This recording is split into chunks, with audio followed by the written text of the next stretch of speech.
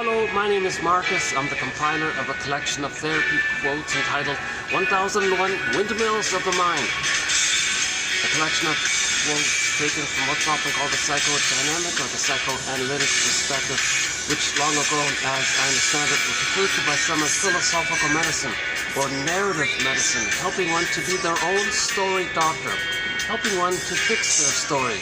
The idea being that if a child has a life event, an event that's part of his life story, whereby that life story event causes him to metaphorically freeze up inside, then he feels disconnected with himself. Then he feels that there's a kind of a numbing that takes place because of that.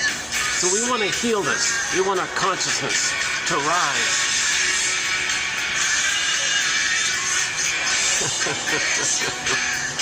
We want our consciousness.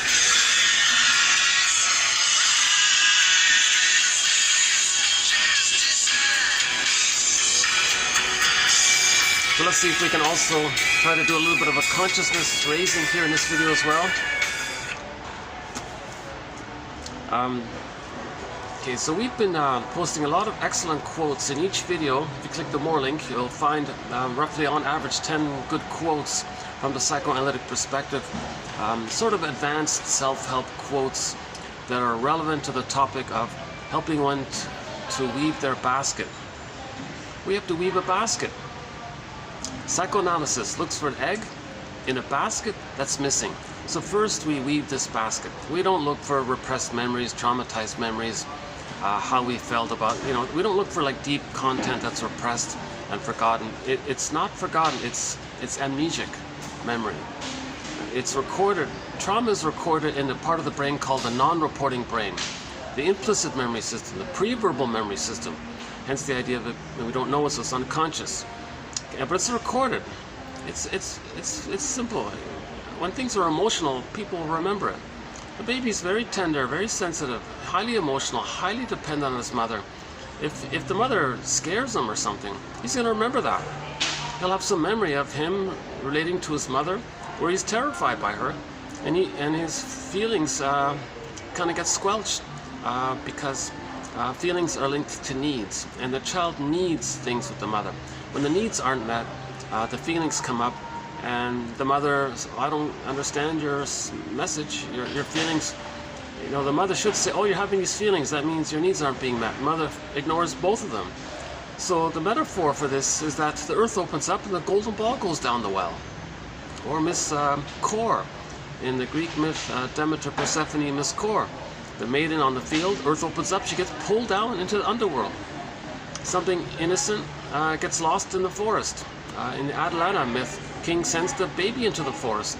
The forest is a very common symbol for the unconscious, dark, we don't know it, what's in there, and the baby's lost in there. Sometimes the golden ball is locked in a cage. We need the key. The key's under mother's pillow. There's a secret with the mother. And that's why the person's golden ball is locked away. Something happened with the mother. This is called attachment trauma. The baby didn't achieve a secure attachment, arrangement, style relationship with the mother.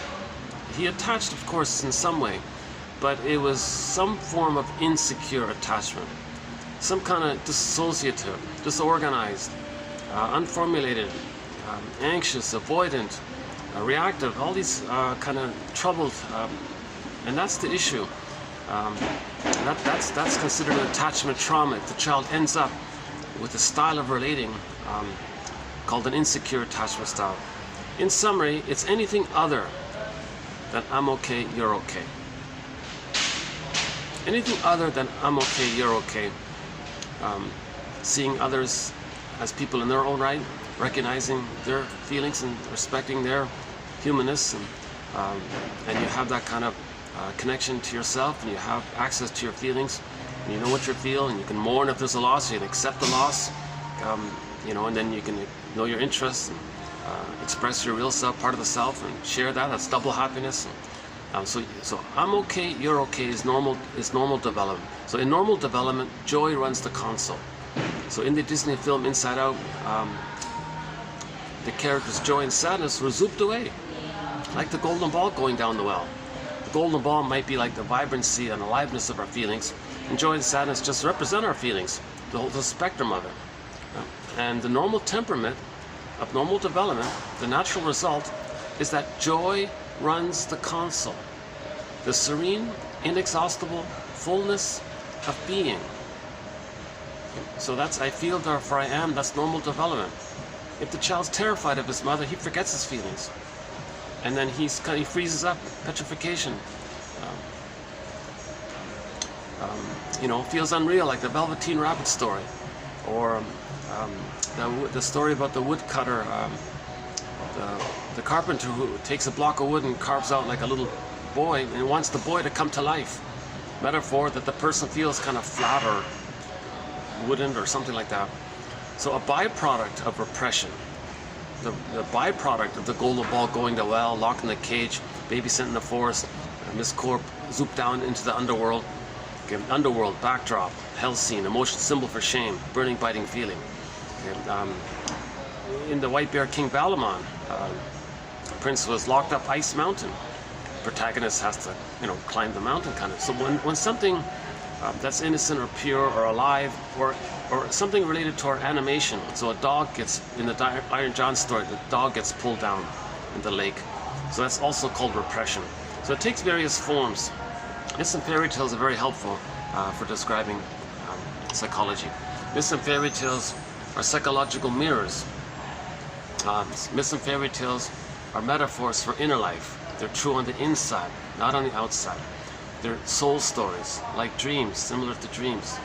Okay? Every character in a myth or fairy tale represents fantasized, personified imaginings of a character that embodies some psychological trait of one person. The last video, go to the last video, I think it is, the lengthy one. I think I included a few of the main interpretations of myths and fairy tales that we cover here in 1001 Windmills in the Mind. That was my recording. I'm noticing like a little delay here. Like when I'm speaking, the sound and the visual don't line up for some reason. I don't know how it's coming across when it's on the playback, but I'm getting this little scattered, this little mini delayed response thing. I've been having a lot of tech issues lately. Yikes, I hope things will work out okay here today. Okay, battery says according to this, the battery's working. I got this thing plugged in. Maybe just to be on the safe side, I might keep this video on the shorter end. So 1001 Windmills in the Mind is a collection of advanced self-help quotes. They're sort of a nice bridge between the jargon by the shrinks and sort of the wishful, magical thinking of most of the self-help books, right? It's a nice, realistic bridge between the two. The helpful constructs that we need and sort of the hope of the self-help ideas kind of thing. So we don't include them. So we analyze the magical thinking side of the self-help, and we kind of humanize too much of the archaic jargon. It's a good bridge. I feel like it's a comfortable bridge. Part of the reason for this is that I'm not really in either camp. Like I'm not an analyst. I'm not a professor, a scientist. I don't have a PhD or a master's. I only have a basic BA. So again, my disclaimer: I'm not an analyst, and I haven't been analyzed. If I had the funds, I'd be on the next flight to New York, I guess, and do the work, and do the morning process and find my story and have my golden ball. So as a result, you're going to see some of my anxiety as I deliver these videos, all my ums and ahs and stops and starts and self-corrections and I'm easily distracted, so it takes me time to get back on track. Sometimes, so that's why the quotes are posted below. It's sort of my give back. So in each video, on average 10 quotes, 900 videos, 9,000 quotes from the collection are right here on this YouTube channel. Or for convenience, one can go to that Ko-fi page and get for themselves a complete encyclopedia of insights from this psychoanalytic tradition. Now this psychoanalytic perspective has been around a long time. It's related to the Know Thyself campaign that began back in ancient Egypt and it moved over to Greece, someone said. Philosophers from way back then were talking about what we now call psychoanalysis. For example, Confucius, almost 3,000 years ago, Confucius apparently said to his students once, "Dear students, when I'm in a party of 3, I always have 2 teachers. To the one I admire, I try to be a student and learn from him. And to the other in whom I see traits that I don't like, I search for those very same traits in myself." So Confucius was already talking about projection, a major defense mechanism known as projection, something about ourselves whereby if we were to admit it, it would cause too much anxiety. And because we can't manage it, we want to repress it. The way to repress it, one way to repress it, is to trick ourselves. The trick is we attribute this psychic material, unmet need, feeling, use of a defense mechanism, etc., belief, false belief, whatever it is. We just somehow attribute, assign, say, believe, think, imagine, hallucinate, whatever, that someone else on the outside possesses, has, does, did, wants, feels, with the thing that you're talking about yourself. It's called projection. So that's a defense mechanism, because if you trick yourself to think that something about you belongs to someone else, somehow the trick is you don't have to feel the anxiety that you would feel if you were to accept it. So when a person doesn't feel maybe ready to admit this about themselves, too embarrassing, what does it mean for them and their lives, and but they got to face what happened, the truth, and it goes against the self-image they have of themselves, I guess. There are a lot of reasons why a person might project, but when they do that projection, it somehow has the effect of tricking the person's mammalian part of the brain to not send them too much stress hormones. If the person thinks and puts their attention outwardly, something about them, they feel, okay, the stress hormones are sort of kept at bay kind of thing. And then they depend on keeping it out to have the stress hormones. Oh, it just started to rain here, yeah.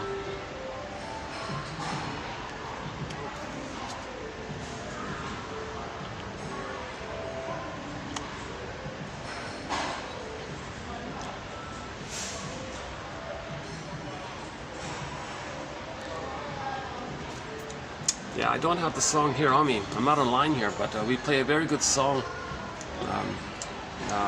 simply called Rain by Jose Feliciano. But I usually play the cover, Anne Murray's cover of Rain. Anne Murray did an album of covers called Honey, Wheat and Laughter. One of the covers she did was Jose Feliciano's song Rain. She does a nice version. Of course, Jose Feliciano's original version is an excellent song. Listen to the falling rain. Listen to it. Too bad. Yeah, I wish I could sing it. And with every drop of rain, I let it rain all night long. As long as we're together, who cares about the weather? It's a romantic song.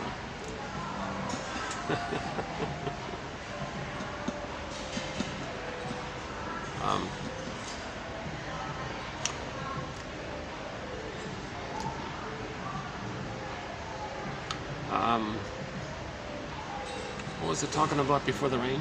Hold on a sec. That's what I'm talking about, my anxiety. Again, we get the sky trains here, yeah.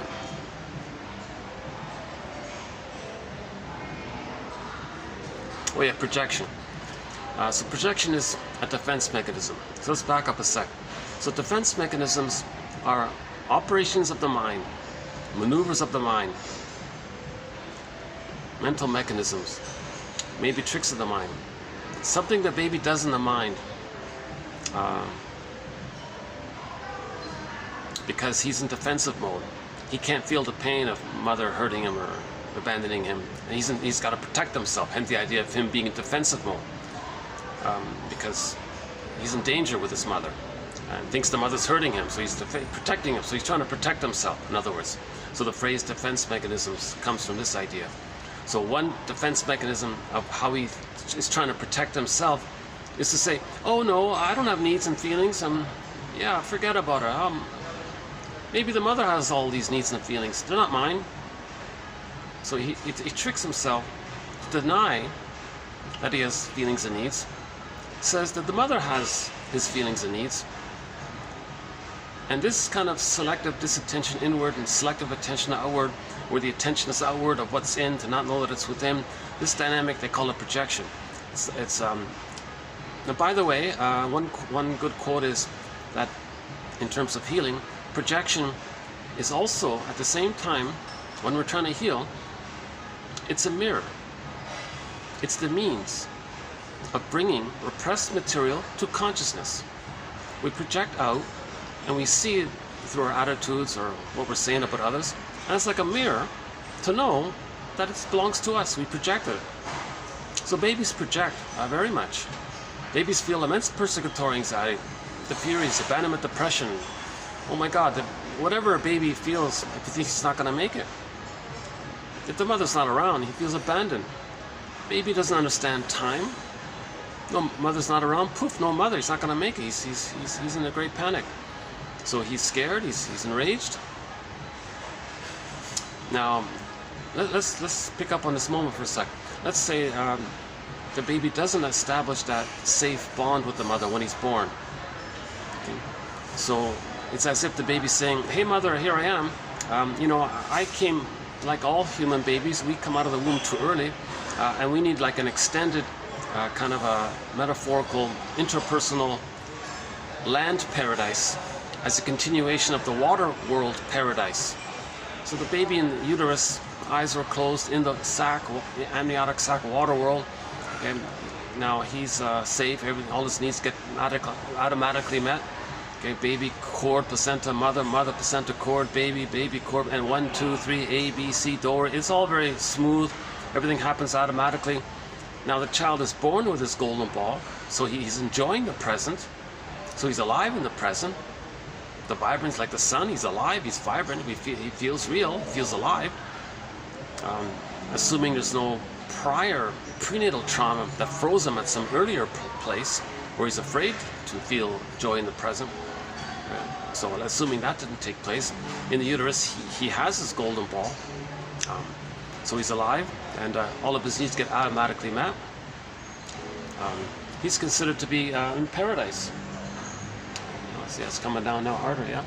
He's considered to be in paradise because he's enjoying the present, his needs are automatically met, right? And he's floating around in this, with the oceanic feeling, the oceanic bliss, the oceanic oneness, the unico mystica, one with everything around him. He thinks the mother might be him. The power of the mother, maybe it's his power. That's called infantile megalomania, grandiosity.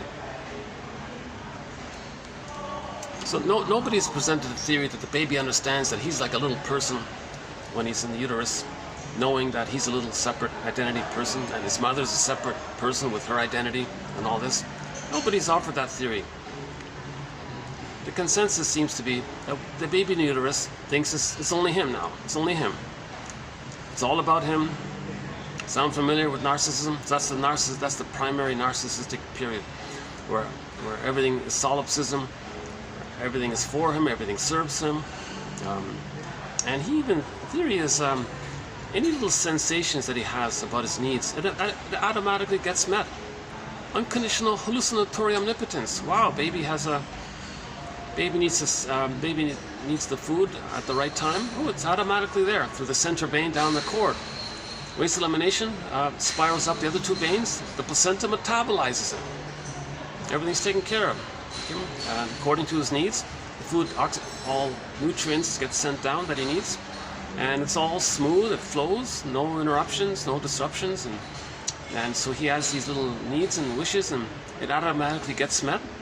Maybe the theory is he might think that it's him getting whatever he wants automatically. It's like, is he a little god now? Is he a magic sorcerer? Is he some like magical thinking, they call it? Like you think your thoughts create things. Okay? So he thinks he's sort of in that kind of a place. Plus he's got his golden ball. Everything's met automatically. The power of the mother, he doesn't know that's a separate person. The power of the mother who's taking care of him, he thinks that's his power. So that there's infantile megalomania. So he's invincible, very powerful and all this. So he thinks he's a powerful, happy god. Robert Bly jokes, yeah, times were good. You know? And so that's considered the paradise, nirvana, Shangri-La, Shambhala, Garden of Eden, all these Avalon, all these references to some kind of paradisical kind of situation. Okay? And maybe it's like if the child has some kind of self-concept, imagine like a little baby cloud blurred in with the bigger cloud, the mother, and the baby cloud thinks the bigger cloud is him. He can't parse out where he begins and ends, where the mother begins and ends. Everything's just him. Hence the idea that the mother's power is his power. So, okay, anyway, so theory is he thinks he's a little god basically in the universe. He might think he's the whole universe, or he's the center of the universe, or the universe just, everything just serves him. And everything is just like taking care of him, like a king. He's, maybe he thinks a little king or something. Everything just, all these things, people taking care of him. He thinks in that kind of attitude, right? He doesn't have to give or help others or whatever. And maybe not a perfect reference, but anyways, I'm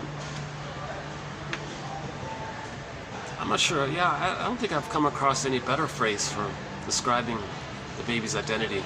Primary narcissism, infantile megalomania, grandiosity. Geez, I'm not sure what's the best phrase for that. Magic sorcerer, unconditional hallucinatory omnipotence, little god, or whatever it is, I don't know. So he has this paradise while he's in the water world. When he's born and makes the transition to the land world, he needs a land world paradise. The paradise has to continue for the first 4 to 5 months. On average, Mahler says, one of our mentors, Margaret Mahler, people debate about, the range seems to be from 3 to 7, some even thinks maybe 2 months or 3 months, or could be a little later, whatever. I'm just sticking with the Mahler's ballpark. 4 to 5 months, the child needs an extended paradise, like an extended Garden of Eden. In other words, babies can't have paradise lost when they're born. They're not ready yet.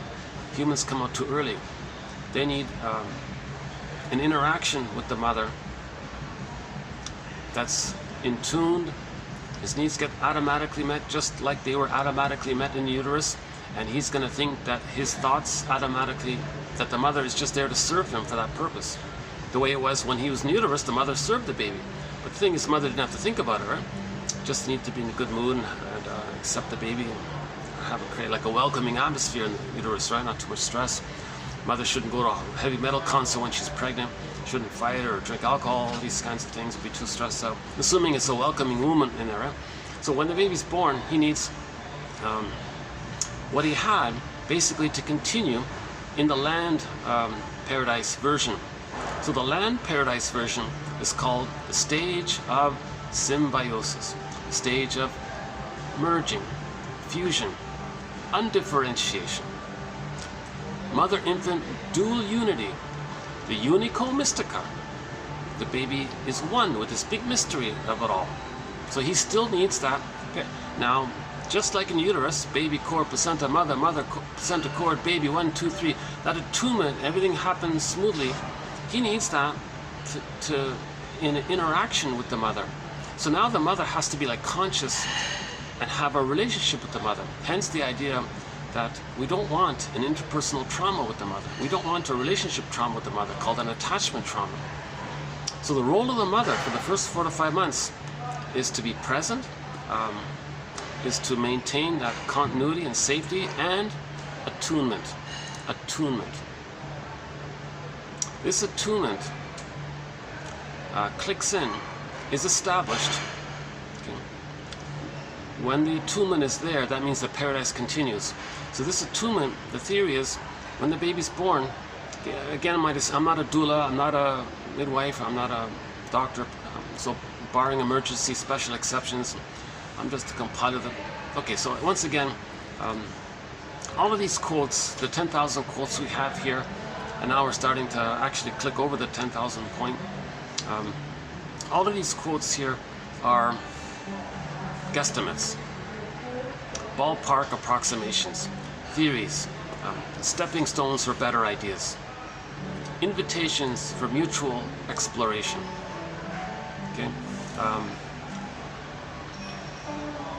we're brainstorming, all right? We're searching. We're like looking for clues. At midlife, each person has to be a psychological Columbo, or fill in your favorite detective.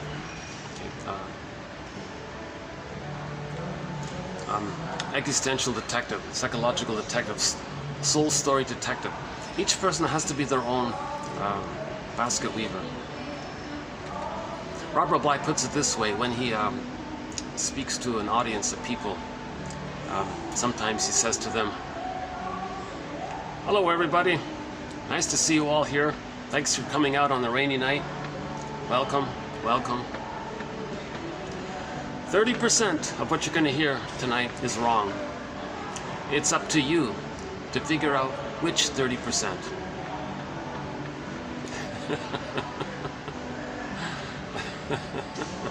So never mind the numbers. Robert Bly is trying to make the point that each person has to make themselves conscious.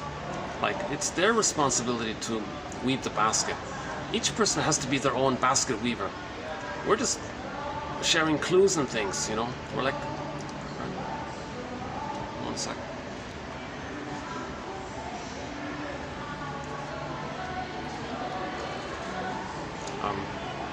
Right. So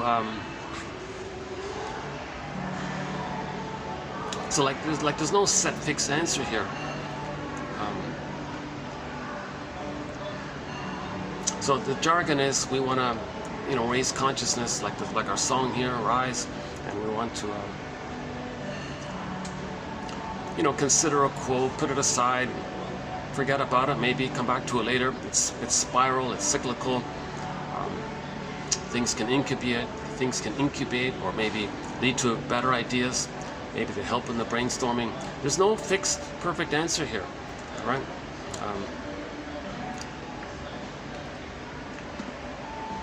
Okay. One author, a recent quote said that all of these quotes, it's part of human evolution to heal ourselves when we're wounded. Theory is, we're a traumatized version of ourselves.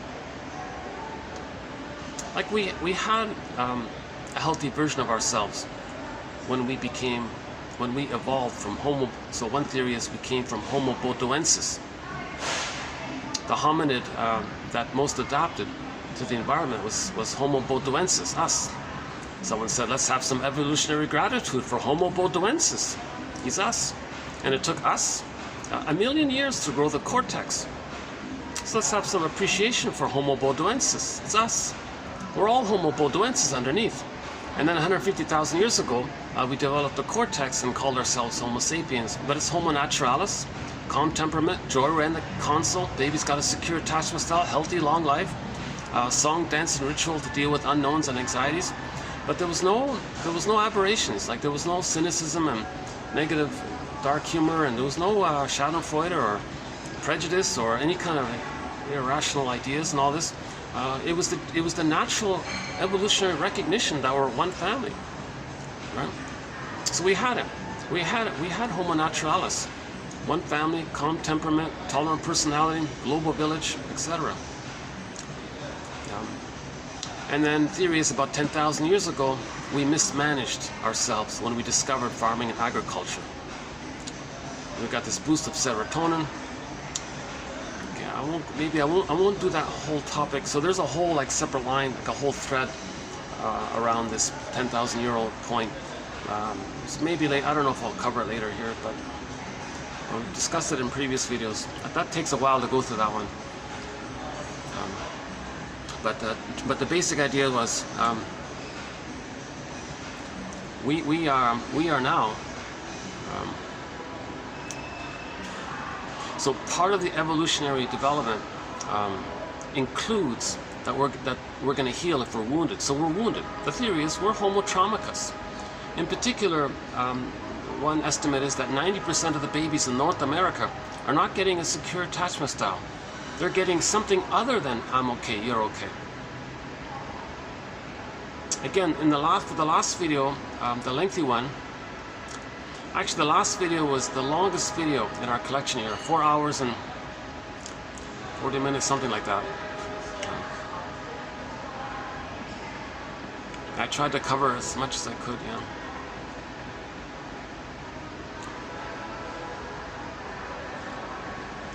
I don't know how I'm gonna summarize 58 books in a 3-hour video. I don't know how to do it. We have 58 chapters here. This is an encyclopedia, you know, like a whole book on projection. We got a whole book on the splitting mechanism, the whole book on Melanie Klein's theory about the positions, the whole book on the developmental path described by Waelder. We got a whole little book, like a mini book, e-booklets, you know, on myths and psychology of myths and fairy tales, one on prejudice, emotional eating, the body bears the burden. The list goes on. Psychoanalysis of art, a recent one actually. Passive aggressiveness is even a topic. The issue of symbiosis, rationalization. Oh boy, religion is. Oh, that one's jam-packed with psychology. Oh my God. Oh, that's a treasure trove of psychoanalysis. That one there. You can study all of psychoanalysis if you just put religion on the couch, right? Again, when we talk about religion, we're always talking about how it's a tool.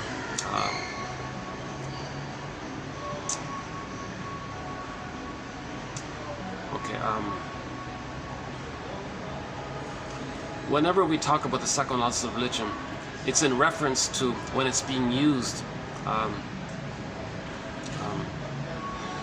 as like a tool of the short-selling system. That's part of our trauma. That when okay, now I'm getting into it, aren't I? Oh boy. Okay, let me put a pause there. Just rewind that. Let's edit out that part. Because if I start that topic, it's a 2-hour topic. It's very draining. Let me save it for another day.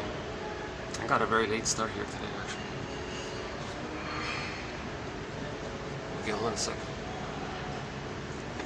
Yeah, luckily, you know, this is great. I noticed this. I'm starting to notice this when it rains. There's fewer people out.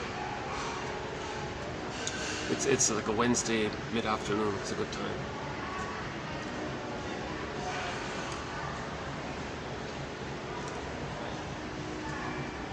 Yeah, I'm just noticing the rain again.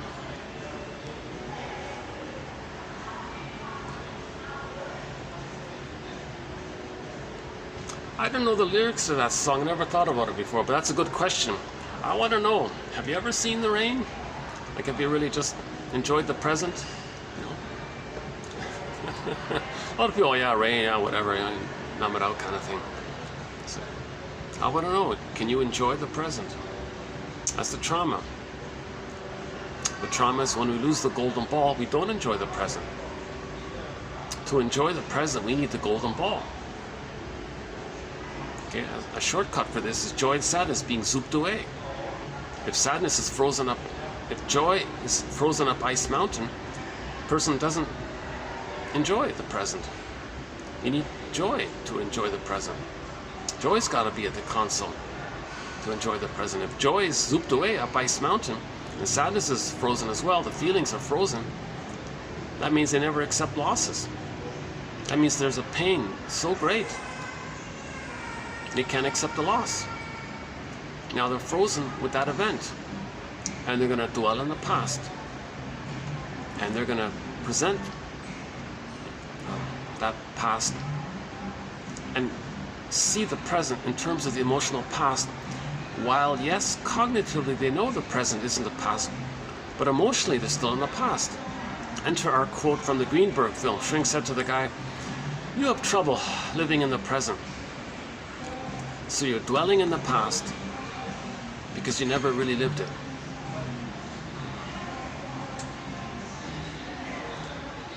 Okay. So the present. So now we enter into a topic called repetition compulsion. Yeah, I'm a little disorganized today, aren't I? That's too bad. Let's see if I can get back on track here.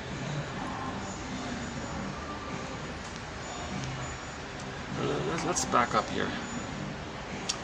So the baby had his paradise in the uterus, right? When he comes out of the uterus, he needs an extended paradise. This is established if a line of communication, a line of rapport, an attunement between the baby and the mother is established. The theory about this is that this is established through the nerves. When the baby's suckling, something about the mucosal nerves in the child kind of line up with the nerves in nipple, breast to the mother. Now the baby's mainly just relating to the breast, called the breast mother.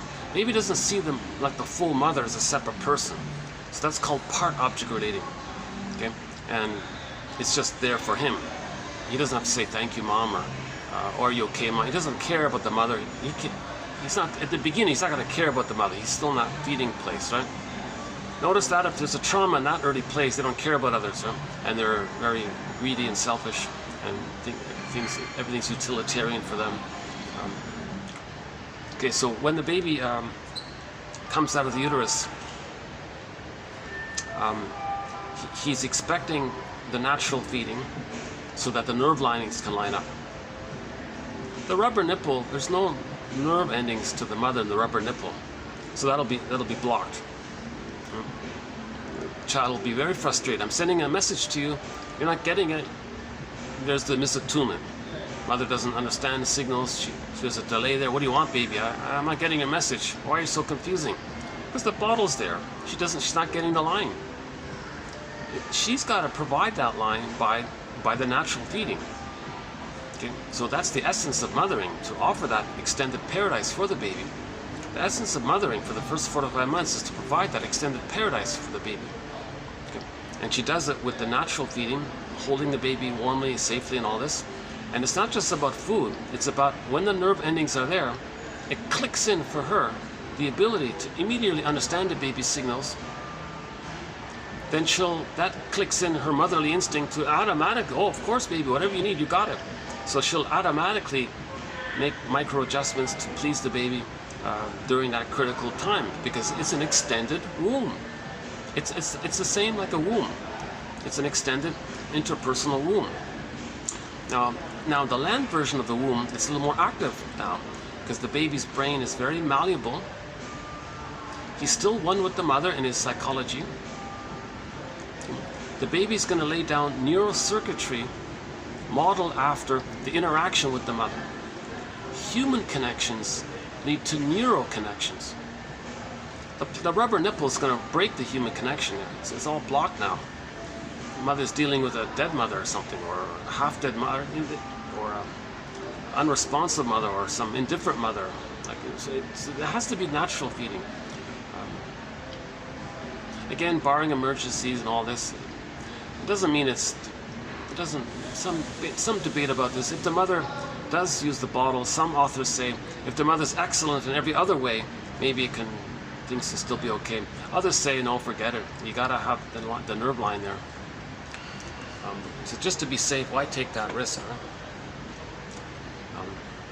So we don't want anything broken, that bond or attachment, that secure attachment to be broken. It's considered a betrayal, a trust betrayal. We don't want the child to grow up with the thought that my mother betrayed me. We don't want that. That's trauma. Okay. Now, Klaus and Kettle make the point that at the moment of biological birth, the mother produces lots of hormones to help the baby latch, the bonding hormones, right? Oxytocin, etc. So that's there to facilitate the bond with the mother. So barring emergencies and special cases and all this, the baby's just directly placed to the mother, placed on the front of the mother. Cord stays, placenta stays. It's called a lotus birth, natural birth. The cord is still pulsating. Cord belongs to the child. Placenta belongs to the child. Those two connected the child to the mother, grounded the child to the mother. He's still making that huge transition from the water world to the land world. Let him have all of his support, because there are usually some little complications at birth. Give him all the support he can get. Don't remove that. Just leave it there. What's the big deal? People complain it looks messy. Oh, seriously? Just put a bed sheet over the cord. The placenta, they say, comes out like a day, maybe 2 days later. It can go into a bowl. The bowl can sit beside the mother. Maybe put a lid over the bowl, allowing the cord there. Now, during that time, the child will have established a secure nursing bond, paradise, attunement with the mother. Then the cord and placenta drop off on their own accord. So everything, the transition, the smooth transition. There was no time when the baby felt he had no mother. So don't remove the baby from the mother. Forget about weighing the baby. Oh my God. Seriously? You're gonna remove, when the baby's removed, he thinks, where's my mother? He's enraged and has some imagining of, now he's got deep stranger anxiety. Some strange thing happened, and now something caused him to lose his mother.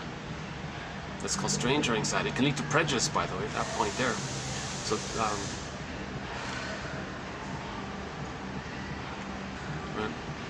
and Klaus and Ken will say that even for a few minutes, if the baby's removed, put on a scale or something, and then finally when the baby's returned, it may be that already during those few minutes, the mother's hormones are dissipating. She's deactivating the bonding, like it's going down. The hormones are going away. So although the baby's finally returned, her chemistry is saying, making her feel, I'm in a sad place here. I'm like mourning a loss, and now I'm supposed to attach to you while I'm trying to mourn the loss of you. Like, it's a complicated thing. And they say the mother's biology can kind of like give the message to the baby, get out of here, you're interrupting me. Baby feels rejected by the mother. Now the baby has oh my God, my mother's this huge stranger anxiety. Who's this dangerous stranger now? Like their mother, talking about the mother. So so forget about weighing the baby. Weigh the baby on his 3rd birthday or something. Who cares about that? Don't traumatize the baby for some trivial thing. It's not worth it. Now there are cases that the mother can reestablish the bond, but it's difficult to do so depending on how shocked he is by the whole thing. Why take that chance? Just hand the baby to the mother, to the front. All the more reason to do so if there are little complications. Let him have the cord, the placenta, the support. Mother's there. Let him have that chance to recover from any kind of birth complications, right?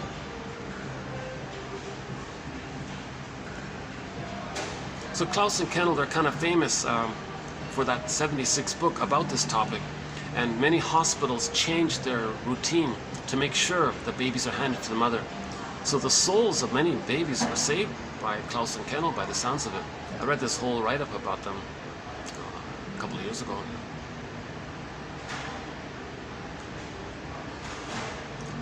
Okay, so let's say let's say the baby is placed on the mother's foot, so the room is warm, no bright lights, no shocking things. As best as avoid any kind of procedures if you can, barring emergencies. But whatever goes on, hand the baby, again, barring emergencies, ideally the baby's handed to the mother on her bosom, on the front, and the baby will look for the nipple and latch, and all's good. Everything's okay. When that takes place, what a relief. His paradise continues. Let the music play on, sings Barry White. Let the music play on. Now the attunement can take place. The mother has the ability to understand the baby's signals. It'll kick in her natural motherly instinct to provide the baby immediately what the baby wants. He wants this, you got it. You need this, you got it. And it flows. So originally it was baby, cord, placenta, mother, placenta, cord, baby, 1, 2, 3. Now in the land version, It's going to be baby nerve lines to the mother. Mother receives the message, responds back to the nerve lines. Baby gets the message, gets the community. She's soothed. Mother saw me. Mother was present for me. She understood me. She recognized me, and she met my needs. And now the music plays on. Baby nerve lines, mother nerve lines, baby, A, B, C, do. So the attunement takes place. This is the paradise. Babies need this paradise for 4 to 5 months. This is sometimes called emotional feeding. Not just about food, right? Emotional feeding. The attunement is the emotional feeding. Because during the emotional feeding, the baby is receiving the mother's reverie, her consideration, her regard, her presence for the baby. Now what the mother does with the baby, it gets recorded in his wiring. When the wiring settles in, it's a part of him now. So if the mother has this presence for the baby and consideration and positive regard for the baby, those memories are there. He then has that ability to have a positive acceptance for himself. So self-esteem is already kicking in, and the sense of self is kicking in already, right? If the mother sees, hears, feels the child has those memories, it gets sets in. Okay, again, human connections lead to neural connections. So the child needs the neural connection of having been seen, heard, felt. Then he can see, hear, feel himself, recognize himself. If the mother soothes the baby when the child's distressed, oh, okay, he has those memories. It's a part of his brain system. Oh, he can regulate his emotion, called affect. He can soothe himself, kind of. Mother soothes him, he can soothe himself. He learns it. It becomes a set thing in him. So this is part of the paradise, and this is why it's called a relational trauma if these things don't take place. Okay, this is why it's called an interpersonal trauma, attachment trauma, if these things don't take place. So the baby needs a secure attachment style, the reverie, the attunement. Okay, mother's like presence for the child feels present to himself. Mother soothes the child, you can soothe that kind of all, etc. So let's say that takes place. That means he felt safe. He felt safe in that psychological dynamic, in that interpersonal, relational, psychological interaction. He felt safe with that. Now when he feels safe with that, it kicks in the biology that he's going to hatch out of that mother-infant dual cycle. Imagine a snake in the circle biting its tail, the Ouroboros image. I'm going to stick with it. I know others might not like this idea, but one author says, I'm inclined to, it's helpful. I don't know if it's exactly the original meaning of that, but he thinks his theory was that image of the snake in a circle biting its tail, the Ouroboros symbol. It's meant that for the first 4 to 5 months, it's just the mother-infant dual unity, just the two of them. That there's no third, like no one breaks the baby, no one picks up the baby from the mother during the first 4 to 5 months, just the two of them. Because it's like the baby's in the uterus, or the baby's in the mother's arms, don't remove the baby, it's the same, so keep that image in mind, just the two of them. No one picks up the baby from the mother. Oh, hey, look at me, baby, I'm your brother, I'm your father. Baby's gonna freak out. Where's my mother? He freezes up. Who are you? Stranger anxiety kicks in. Returns to the mother. I don't trust you. Who are you? I don't trust you anymore. And so things really get, right? That's called a relational trauma, interpersonal trauma. So leave the baby, let the baby sleep on the mother's front, skin to skin the whole time, 4 to 5 months. So one suggestion that's been made before was maybe mothers should just stay and make themselves very comfortable for 4 to 5 months at home, on the bed mainly. Baby sleeps most of the time. The rhythm is there. He feels the constant connection with the mother, skin-to-skin contact. So he feels very warm and safe. The rhythm is there with the mother. He's one with the mother. Okay? The mother needs to use the washroom. Gently carry the baby. Okay? Baby's going to feed according to his needs, and that'll automatically be there available for him. No condition. Mother doesn't. No schedules. No bottom. Oh my God. Just let the music play on. Give the baby his paradise. If the baby gets his paradise for 4 to 5 months, at the very least, it's very highly unlikely for that child to develop one of these very disturbed personality patterns, like the bully pattern, Iago pattern, sociopathic pattern, criminalic, those very troubled, those extremely troubled ones. He won't have, they won't be there. So envy, he won't really have envy. He won't really, it's a question of degree. He won't be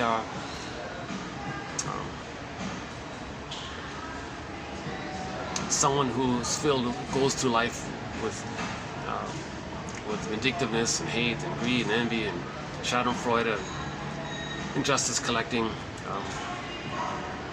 The main emotions, if the baby doesn't get that paradise, the main emotions are going to be hate, greed, envy, spite, vindictiveness, schadenfreude. Joy and sadness are frozen. He won't have natural pleasure. He won't know his interests. He doesn't enjoy the present. Okay. Sadness is frozen. He can't mourn losses. Complicated grief becomes a curmudgeon late in life, bitter, stingy. Okay, so you don't want. So we can prevent a lot of unhappiness if the baby gets his basic needs met for the first 4 to 5 months. He needs an extended paradise. So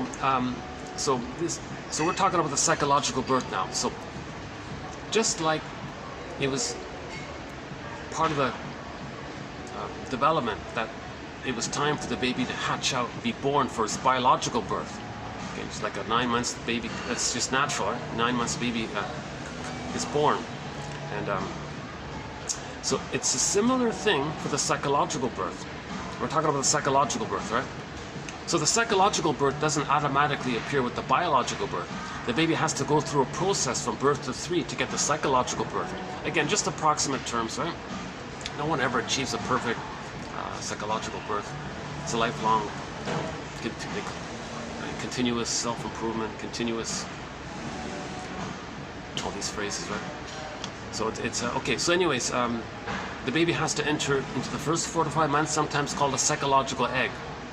If the baby doesn't get that psychological egg, he's not going to get a psychological birth. You got to have the egg hatch out from to get to the psychological birth. No egg, no birth. Come on, right? For the psychological area. Baby doesn't get the first 4 to 5 months. He's not going to have the psychological birth of I'm okay, you're okay. He'll end up with one of the very angry personality patterns, like the Iago pattern, filled with envy, bully pattern, control and narcissistic pattern, cynical all the time, lower functioning BPD, and then the more disturbed ones, which we don't really cover here in 1001 Windmills of the Mind, like the, oh, is that an accident? Or it's just, oh, he's just waiting to turn. Oh, for a second there I thought there was some kind of a accident there. You know, once there was a accident there, yeah. Once there was like a little minor accident. A young guy on his motorbike bumped into a young lady. She was screaming at him. Well, it's just my way of, I'm just trying to meet you. No, I can't. He was afraid to ask her something. Yeah, that's a tough intersection, that one there, yeah.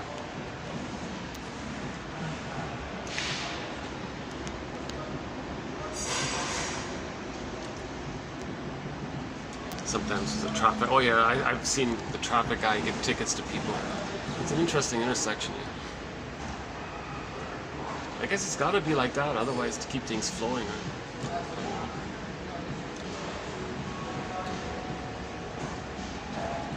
Okay, so if the baby gets his paradise for 4 to 5 months, again, the role of the mother is that she's there to meet the baby's needs automatically, the way she met the baby's needs in the uterus. But this time it's interpersonal, in a relationship manner. So we can get the wiring laid down of the relationship of the mother being there, making him feel safe, psychologically safe, about his personhood, acceptance of who he is, the recognition that he's a person, and so on. So then when that takes place, he then feels safe. He's developed enough emotionally, enough confidence, a sense of self, he feels safe to hatch. Okay, so there's 2 hatchings. The biological birth, metaphorical hatching for the biological birth. Now we're talking about the psychological birth of I'm okay, you're okay, mutuality, and double happiness, and being an elder late in life, normal, calm temperament, knowing your interests, and creativity and spontaneity and affection, warmth, tenderness, gratitude, reparation, warmth, care, like the normal human side of being human is more is there. It's a result. It's a developmental accomplishment. Gratitude and empathy, these are developmental byproducts when the child is loved. If he doesn't get that egg, he doesn't reach those developmental milestones. So he won't have really gratitude and affection and tenderness and being an elder late in life. He'll just be an angry curmudgeon all the time. People feel like they're on eggshells. They'll be filled with the constant quest to preserve grandiosity as a defense against the emptiness they feel underneath. Of course, if the baby doesn't get love during the first 4 to 5 months, he feels very empty inside. What he's going to do is adopt various mechanisms of the mind to mask it, and he needs it to avoid the emptiness that he feels. So we'll talk. Yeah. So we'll talk about some of those mechanisms in a minute, maybe. Okay. So let's say the mother does her job to provide the paradise for the first 4 to 5 months, and then the child starts to hatch, meaning the self-concept and the mother concept that was blurred in this blurred infant self-other blurred thing. Out of that blurred thing, at 4 to 5 months, a self consolidates and it kind of separates out of that blurred thing. So now the child's having a psychological representation of himself, a connection to himself, knowing that he's unique and he's him and all this, right? So that's starting to, now he's starting to separate. Okay? So now he's starting to hatch out, but it's a gradual process, okay? And it kind of overlaps as he's separating, and then he's starting to individuate in the second phase, right? So in the first phase, from 4 to 5 months to 18 months, as he hatches out, now the role of the mother is different. In the first 4 to 5 months, they were one, symbiosis, fusion, paradise. Oh yeah, that first 4 to 5 months, baby was in bliss. He's in paradise. He thinks, he feels basically the way he felt like in the uterus. So that paradise continued, right? It naturally dissipates. Nobody can live in that kind of honeymoon phase. When couples get married and they have that honeymoon phase, they get like a little remnant, like a little glimpse of that, a little taste of that. So babies are, that's why it's called paradise and all this. But it's a natural one. It's not like a artificially, it's not an addictive thing. It's just a natural. There's something. There's got to be something different. I don't think it's fair to compare it. I don't think the baby's not addicted. I don't think it's like that. It can't be. It doesn't make sense. If he's traumatized, maybe he's desperate. Maybe addiction is the constant quest to get back that. Like, yeah, maybe addiction would be like the constant quest. Where's that paradise I didn't get? Where's that heaven I didn't get? And he's always desperate to get that, because if we don't get that, we feel we lose our golden ball and we're sleepwalking through life. So we want to get it and feel alive. Joseph Campbell studied this topic for 80, 90 years of his life, he said. His grand conclusion of his life's research, the guy has like a whole library, Joseph Campbell library, all of his stuff, was that we're searching for that golden ball. He calls it the hero's journey, to find your golden ball. A symbol for our feelings. So, but the child gets his feelings on the condition that he separates from the mother. And now there's a floor, like a sense of self. Then joy and sadness can like stand on that floor. So he's got to differentiate first. The act of differentiating implies that he was loved and felt safe. Then he differentiates and the feelings are there. If he's scared and terrorized of his mother, he can't have that separation. He can't leave the mother. If the baby's frightened of his mother, he can't leave her. The baby can only leave the mother if he feels safe with her. If he's scared of her, you can't leave her. He's clinging to her. Mother, where are you? You're frightening me. I gotta cling closer to you. I gotta merge with you or something. Where are you, mother? So the more the mother's love is unavailable, the more he's like clinging to her, searching for it. Right? So if the mother's love is unavailable, that fusion is becoming tighter and tighter. Mother, where are you? And he's shamed by her. That means her love is unavailable. Now he's becoming closer. They call it adhesive. And it gets to a point, because of the fusion, to have her, he's going to be just like her, to be one with her. So he'll be the shaming mother. That's severe trauma for the baby to give up his soul and just be the shaming mother. And that's his connection to the mother. And he'll always be like that, waiting for maybe in their fantasy, maybe one day he'll get the love that he should have got in the nursery. But there's a complication there, so which I'll pick up on that point maybe in a couple of minutes, so hold on, if I remember.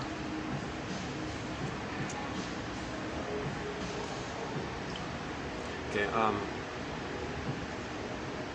let's just stick with the basic track here. So the baby entered the first 4 to 5 months.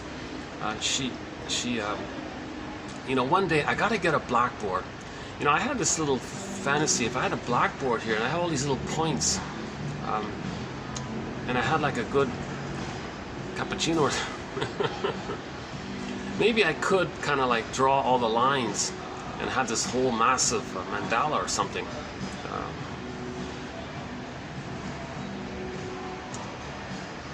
It would be interesting to have like a massive map, that the psychoanalytic map. It's there. It's there. There is this idea of like of symbols representing that encompasses who we are. I think it exists, right? That's the whole idea of like the yin yang symbol, or the mandalas and all these kind of symbols of the self kind of thing. Representation that encompasses and acknowledges ourselves. Anyways, let's go back to the basics here. So one line on that potential visionary map would be that the mother functions, she performs her duty as a symbiotic object meeting the baby's needs. So the merging was there. Just as it's a developmental impairment that he hatches out of the uterus, he's going to hatch out of that oneness with the mother. So now at 4 to 5 months, he hatches out. So he's starting to hatch. It's a gradual hatching. He's starting to hatch out. He's still sort of one with the mother, but he's starting. It's a kind of blurred thing. He's still sort of there, but he's half not. He's half there, half not there, kind of thing. And another thing that's taking place is that this idea that everything is about him, the infantile megalomania, that's also half and half. So he's just starting to dissipate the narcissism, but it's still there. Now the complication is when that oneness is, baby's in the uterus, right? It's all about him. The power of the mother is the solipsism. He thinks it's only him. Everything's only him. He's the universe, the center of the universe, all him, right? So he has that in the extended womb. So when he hatches out, he still has that. And here's the thing: he's getting motor skills. He can crawl, walk, run. He's super. Now he thinks he's Superman, invincible. He thinks he's super. The world is my oyster. Everything serves him. Everything's for him. Fine. Let the child have that fantasy that he's a little god or a Superman or a great magic sorcerer. So for 4 to 5 months to 18 months, he's going to run around thinking the world is his. The world's his oyster. He rules the world. Like that's an annoying song. My guesstimate is that Spider-Man film, I think it's the 2012 one with Andrew Garfield, is that right? When he got his Spidey powers and he was swinging around, crawling and all this, they made a real emphasis on his glee and like his joy and delight at his new powers. Like, wow, I can do this, I can do this. Kind of, maybe that's a tip off to this, that the baby, when he thinks he's a little god and he's got these new powers, he can walk and stand and run, he can crawl and grab things, and he can do. He feels like he's got these superpowers. He thinks he's God. Now he's got these superpowers, and everything around him is just to serve him. It's for him. It's his. He possesses everything. Like the mother belonged to him. Everything around him, the world, the mother, it belongs to him. So he thinks he owns everything. He's a god. So that's infantile megalomania. Fine. Let him have this fantasy from 4 to 5 months to 18 months. As long as he's not punished for it or severely rebuffed for it. Some others might say, who do you think you are? You can get over this idea. No, let him have it. It's a developmental easing thing. It naturally dissipates. That grandiosity, that primary narcissism naturally dissipates roughly 18 months. On the condition that while the baby's being a little Superman and all this, the child sees in his mother's eyes and in her attitude that he's starting to experiment it's called practice. Yeah, they call it the practicing phase. He's starting to practice and experiment with the sense that he's unique, that he's got a self. And the mother, when she's looking at the child, she's thinking something along the lines of Ogmandino's poem called Nature's Greatest Miracle. The first part of that poem, Nature's Greatest Miracle, by the self-help guy. So the mother's thinking, this is a real mystery. This is really amazing. Never in all of history was there ever anyone just like my child here. Like, this is a unique person here. And never in the future will there ever be anyone just like this child here. Now, she doesn't own the child. It's not a property thing. And now she's got to read that poem by Gibran on children. It's not a possession. She doesn't own the kid. This is this independent, developing new person here. So she's got to have that kind of attitude. Children go through us. Life's longing for itself, not your property kind of thing. Again, Gilbrand, get that poem, the famous poem by Gibran, I think it is, called On Children. I don't have it here. Life's longing for itself. Or Virginia Satir's poem, I Am Me. So from 4 to 5 months to 18 months, the mother has this kind of delight in the mystery, the recognition that he's a unique, special, like unique individual. You know, snowflake, unique. He's unique. Everyone has every snowflake is unique. He's unique kind of thing, right? So the child sees that. Oh, mother sees that I'm like unique and that I have a me, that I'm different. So the mother's attitude towards him becomes his attitude towards himself. So if the mother has that attitude, this is called mirroring. They call this the mirroring stage, because it's like a mirror there. Child looks into the mother's face and eyes and all this. It's a mirror that he's seeing what she sees, and he sees it for himself. Something like this, because the fusion is still kind of blurry like that. It's gradually dissipating. So the mother provides that role where she mirrors the child, accepts their uniqueness, doesn't rebuff the child for his inflated, unrealistic belief that he's Superman or something, invincible. Just gently protect the child. He doesn't, if he puts a fork in the socket, just gently distract him. Don't like punish him or shout at him. Don't do that, because he might freeze up there, and then spend the rest of his life frozen, trying to meet his Superman needs met, trying to get a Superman. So he'll always replay it, coax others to reject it. He'll create scenarios in the present that repeats it. When there's trauma, we repeat it because we're still in that place, hoping for the proper outcome.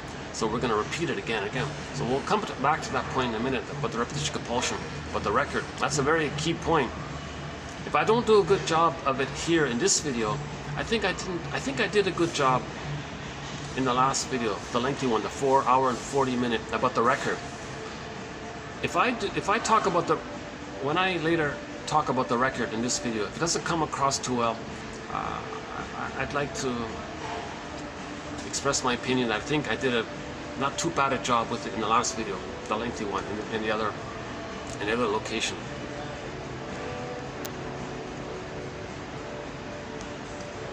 So let's say the child gets his mirroring needs. So first, the mother provided the symbiotic needs, the maternal holding environment, the positive maternal experience, right? The reverie, the attunement, we talked about already, the egg needs. He gets his, so that's, then the mother serves as a mirroring object for us, right? As just mentioned. Now at 18 months, let's say the child isn't rebuffed and he sees his developing identity. Now at 18 months, a milestone, developmental result takes place. Roughly 18 months, ballpark. It naturally occurs to the child, hey, wait a minute. This is very curious here. I'm discovering something here. The world is not. There's people, like I'm a person, because the mother saw he was a person. And others are people too. I see. Maybe I had a relationship with them. Oh, I have relationships with people. Oh, okay. This is interesting, curious, accepting, a natural occurrence. In other words, he recognizes the reality that the world isn't his oyster. The world doesn't belong to him, kind of thing. That's a natural occurrence. reality sets us free. The truth will set you free. The truth sets you free. He's getting the truth. He's getting, it's the lies that hurt. He's getting the truth. And it feels okay. I'm glad to know the truth. I'm relieved to know what's real. I'm relieved to know who I am and what the world is and my connection to the world. And I got a feeling self, an ontological self developing. I'm connected to the world, and relationships exist, and we're social, and we're on family. Oh, this is great. Okay, well, now I'm curious. Enter Walt Whitman's poem.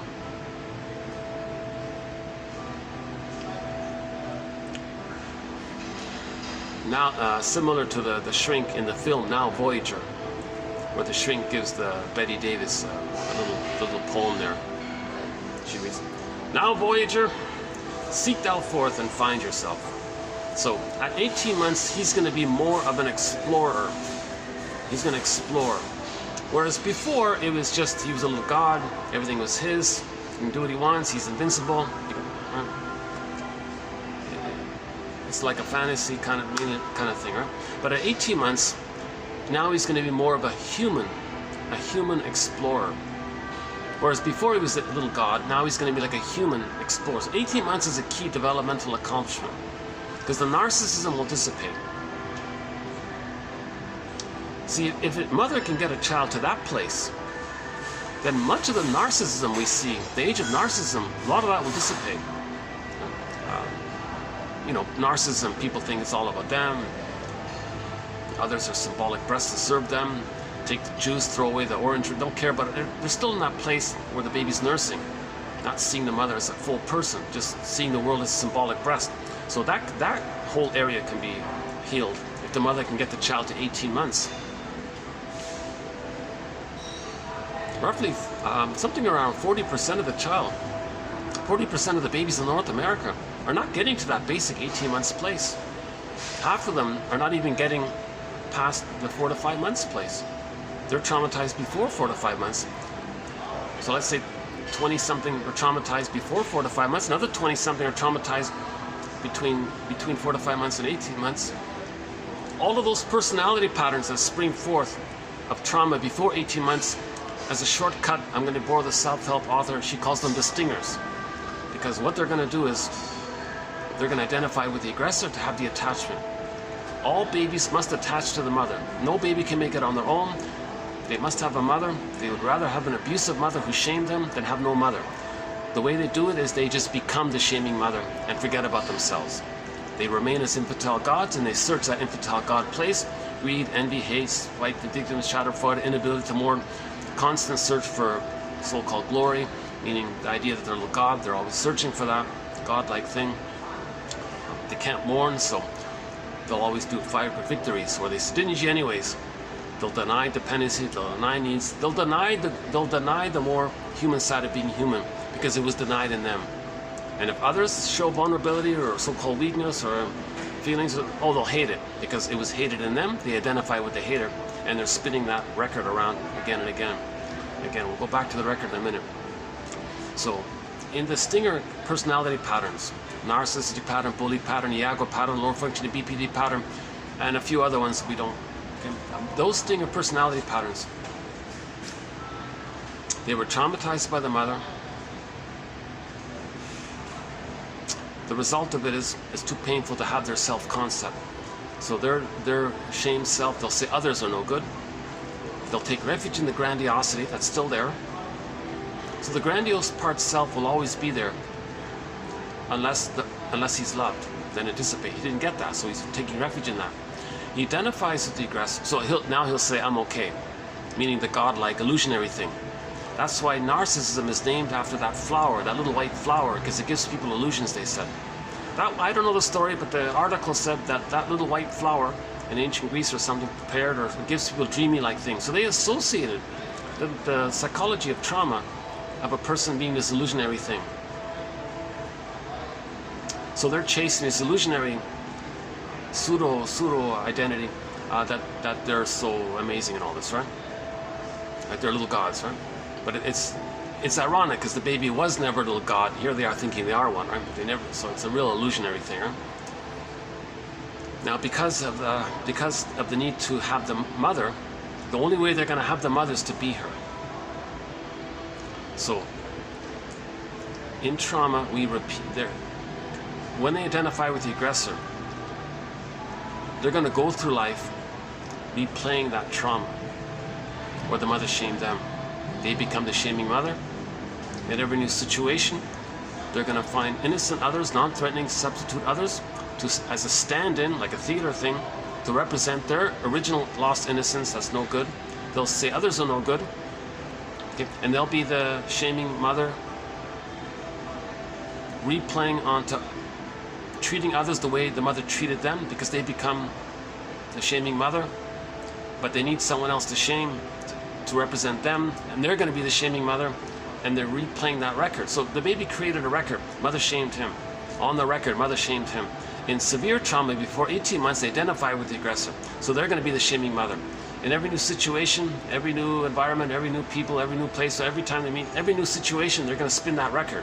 When they spin that record, which says mother shamed them, they're going to be the shaming mother now, see others as them, and then shame them to replay the mother shamed them. That's their way of replaying that record, to do a staging thing, ultimately to know that that's what their mother did to them.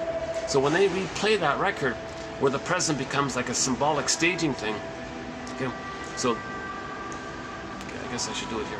So so when there's trauma, we create a record, imagine it like a vinyl music disc record, and there's a tune on it. On that record it says, "Mother, I need your love, not shame." Baby was shamed. Baby doesn't understand time. He's shamed, but he doesn't understand time. The pain clicks in this repetition compulsion mechanism in an effort to replay what happened with others as stand-ins, because they're still in the nursery waiting for mother's love. Mother, not shame. Love, not shame. Love, not shame. It's a record. Okay? So they're still playing, they're still hoping to get mother's love, not shame. But they are shamed, but it's a dual thing. They don't understand time, and the pain causes them to repeat it. No, mother, I need love, not shame. So they create this record, mother shamed them. In every new situation, they're going to replay that record of mother shaming them. But in the stinger categories, they identify with the aggressor, find others to stand in for their shamed self, replay that record of how the mother shamed them. They do it in the present by shaming others, meaning shaming themselves, the way the mother shamed them, because they become the shaming mother. So mother shamed them, they become the shaming mother. In a new situation, they're going to replay how the mother shamed them. So they'll be her shaming him. But where is him? He sees his unloved self onto others and say they're no good. So that's why they're called the stingers, because they're hurting others, and it never works. No matter how many times they're negative towards others to replay how the mother was negative towards them, it doesn't zoom them back to the nursery and change what actually happened. Their fantasy is that the person in the present can somehow magically be the good breast for the past that they still believe that they're in. In the emotionality, they're frozen in the past. So yes, cognitively they know the person in the present isn't the breast mother that was needed in the past, but they're relating to it emotionally, still playing that record. Come on, breast mother, I need love, not shame, love, not shame. So they find others in the present, everywhere they go, love, not shame, they replay it. So they restage the whole thing. They restage the nursery, basically. Hey, you in the present, emotionally, you're the breast in the past. Love, not shame, but no person in the present can be the good breast that was needed in the past, so it never works. Yeah? So I mentioned in the last video, the lengthy one, but self-help quote, I think her name is Hellman. It's either Schulman or Schulman or something. I'm sorry, I'm not pronouncing it correctly. But she said a very simple thing. Everything is an act of love or a cry for love. Everything boils down to that. Everything is an act of love. If the child gets a secure attachment style, have a psychological birth, he was loved, he can love, right? He has a connection to the real self capacities of his interests. He's generative and generous and caring. And when he shares that, it's double happiness. So everything is, with a secure attachment style, he can love. With an insecure attachment style, he's just crying for love. So everything is love or a cry for love. A lot of people are crying for love, put it this way. So when they replay that trauma when they create a metaphor or a staging symbolic as if thing, Masterson calls it transference acting out. You're going to transfer the past scenario with the mother into the present and act it out like you're an actor, acting. You're going to act out the past, like a theater thing. You're actors, and you find others to play parts from the past, and you orchestrate and replay the whole thing in the past. The present just being symbolic, but it allows you to see your emotions into that. Hence the idea of you're transferring your emotions, the past and the present, still thinking you're still in the past, playing that record, love not shame, but nobody in the present is the breast mother in the past, so it never works. Now, at the same time, the person is doing this, it's like a mirror to know what happened. So as they do the staging thing, it's kind of like they can reflect on it. Like you read a story, you see a play, a film, you can reflect on it, and you know what happened in the nursery. They're creating this to know what happened. This is part of the psychic drive for healing, to get us to know what happened. So we stage it. Okay? It's called amnesic memory or experimental recollection. Okay? We lost memory, we lost feelings, so we play all this to know that. If we have our feelings, we don't repeat. We repeat because we lost our feelings. We lost our golden ball, that's why we are repeating. We repeat and search for the golden ball. Finally, when we get it, we can stop repeating. Now, the baby has the knowledge of the trauma. He has the knowledge of the trauma in his implicit memory system. That's the record idea. It's pressed down. Psychic template, mental imprint, psychological imprint, mental template, schema, script, working model, some kind of psychic constellation, internal theater, internal society, internal mapping. Okay, it's recorded. Relational units, self-concept, part self-concept, blurred with the other part, other concept. Another part self-concept blurred with another part, other concept. Linking affect, you got these relational units going on. So he creates some kind of mapping in there. And okay, the philosopher Kant says, well, think of it as spectacles, like a lens. They're going to superimpose or see the present through that lens. Hence, they're going to distort the present and misunderstand the present, perceive the present according to the lens, see the present through the lens, and then recreate the very thing that caused that problematic lens, hoping for a better lens, a proper normal lens of I'm okay, you're okay, a healthy lens where they can enjoy the present.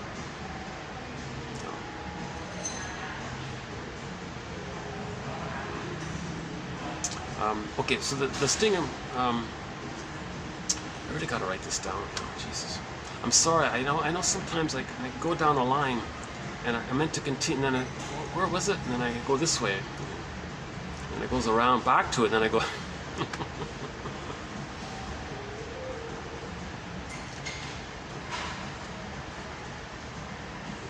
At least a person can read the quotes and learn from it. From the quotes. I don't know, I never know how much my commentary is helpful or not. Still no viewers, can you believe it? Still no viewers. Although a few people have ordered the encyclopedia.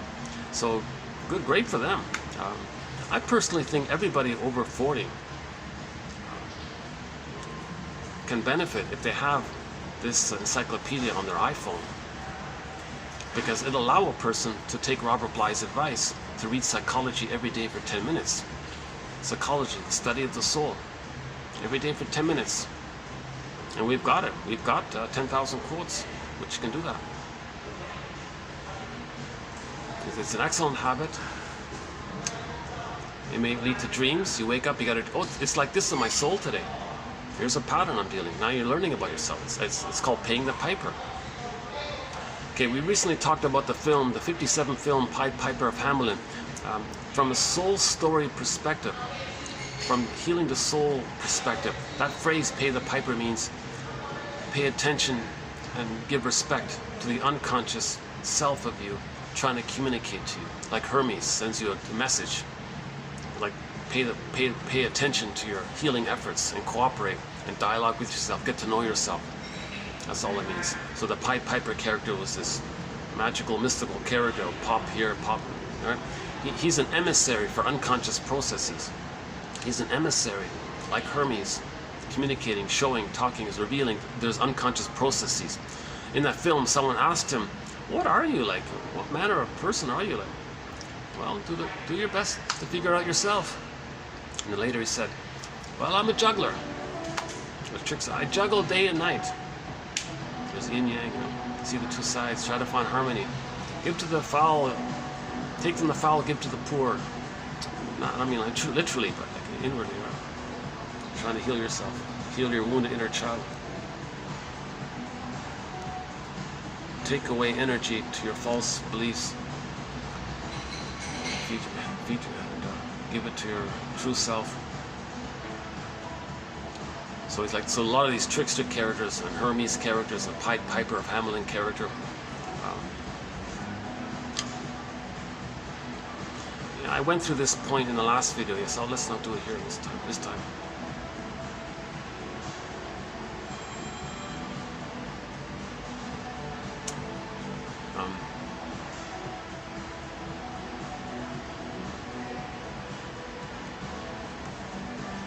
So, okay, this is the theory then, right? The child felt a lot of pain by this. Emily Dickinson's poem, there's a pain so utter, it swallows substance up. And then when one goes in a swoon, like in a trance, that's the endorphins, sleepwalking through life.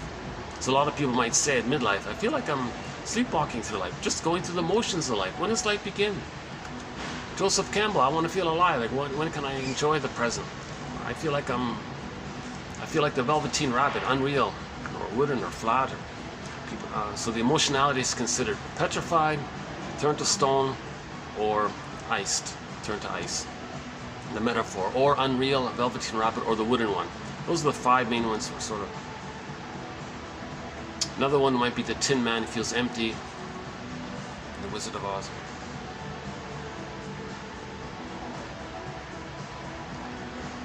So that's why we are repeating, because we're still in the past playing that record. Mother, love, not shame, love, not shame.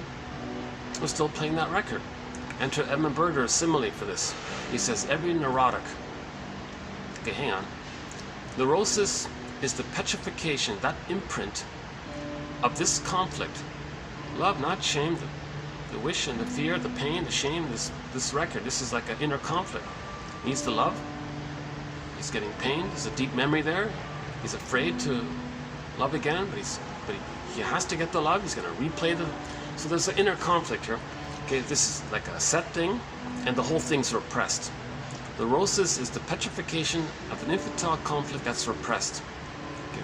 Now we're going to be dysfunctional because we're not enjoying the present. We're going to distort the present, misperceive the present, misunderstand the present, make up the present. Who cares? All they want to do is see the present as the emotional past, thinking that they're still in the past, and then replay that record. Mother, love, not shame, love, not shame. But people in the present can't be the good breast from the past. But emotionally, they're still in the past. They're dwelling in the past. When the pain is so great, it just blurs their life, and they're carrying that record. They're carrying this painful record. Okay, like, so Ellenberger, one of our mentors, every neurotic is a music enthusiast, but he only has one record. This record we're talking about. He carries this record with him everywhere he goes. Every time he sees a record player, with never-ending fiery ardor, he spins off that record, his only tune. He plays that tune. So he's going to recreate in the present a staging thing. He's going to reenact, revive, recreate with others as stand-ins, like actors on a theater thing. He's going to recreate the whole scenario in the nursery to replay that record. Hey, mother, love, not shame, love. But the person in the present say, what kind of expectation do you have on me? I can't be your breast mother from the nursery. What do you want from me? It doesn't work. It's going to fail. Now, he's doing this to know what happened in the nursery. Then he's getting somewhere. That's a therapeutic turning point. Then he can stop repeating, because now he has a little knowledge. That's like weaving like a nest of knowledge. His awareness is there.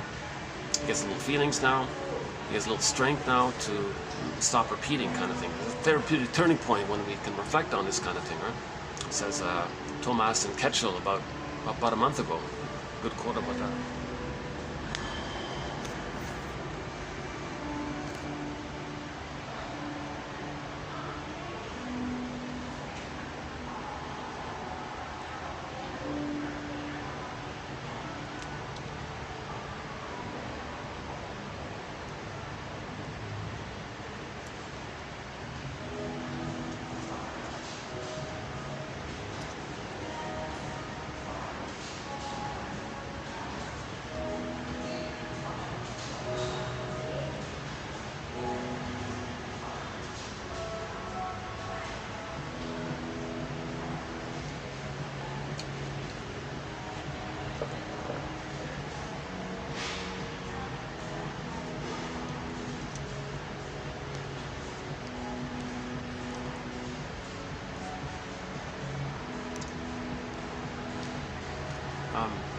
Okay, so we talked a lot about repetition compulsion in the last video,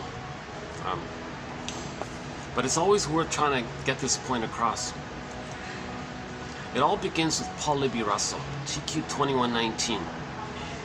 That's a very good foundational pillar quote here in 1001 Windmills in the Line.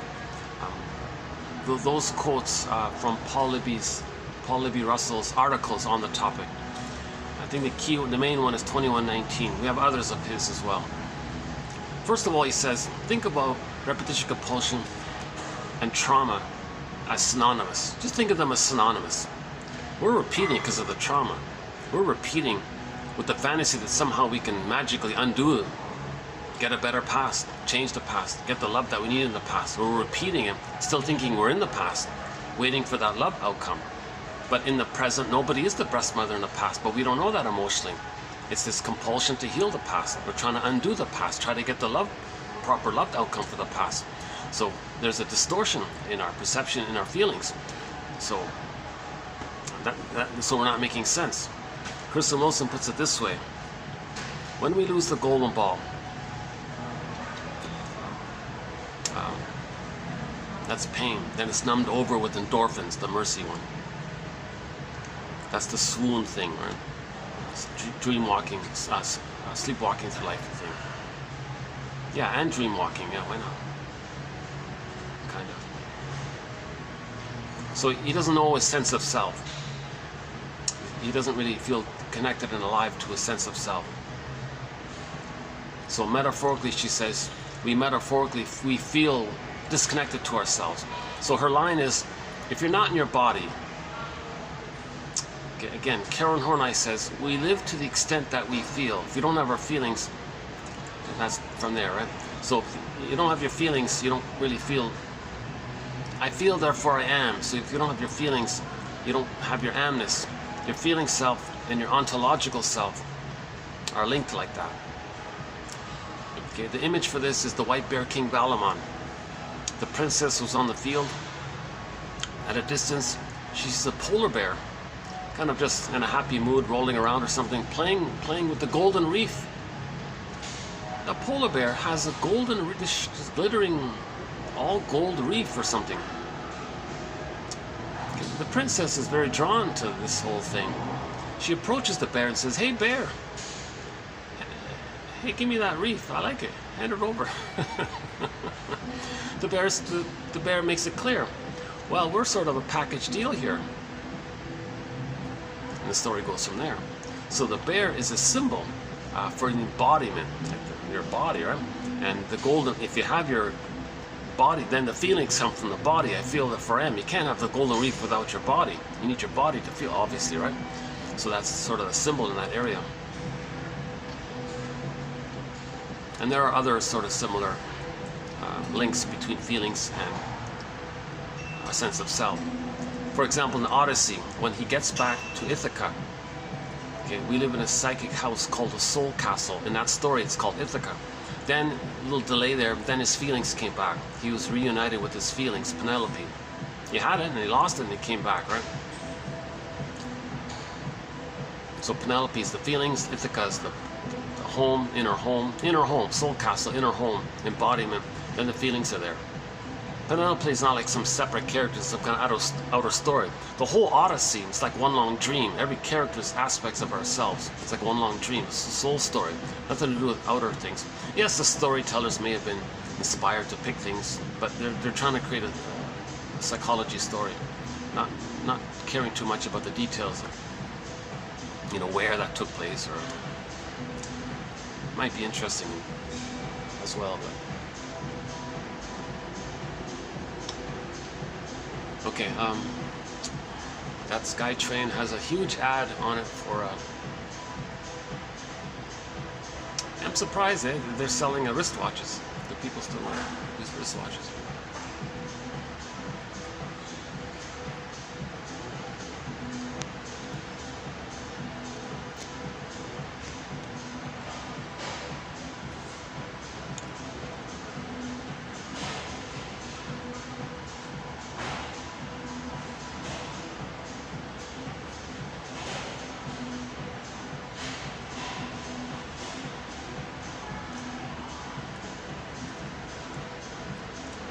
Gosh, I really hope I don't have battery problems this time. I'm not gonna disconnect this. I think the problem I'm having is I have the iPhone plugged into the laptop and the laptop plugged into the wall. And the laptop says they're getting power, but I don't get enough power to the phone, so I'm still losing power. It's not charging. So I'm still, it might not even make a difference whether or not I plug in or not. That seems to be the issue. So I get a very quick signal then I have to quickly stop it. I got like 3 seconds or something. It's battery out. I got to quickly stop. So that might happen at the 3-hour mark, let's say.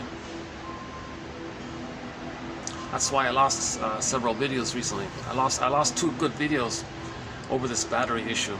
Maybe it's time to get a new phone or something. Hold on a sec. Maybe let's just play like a little music.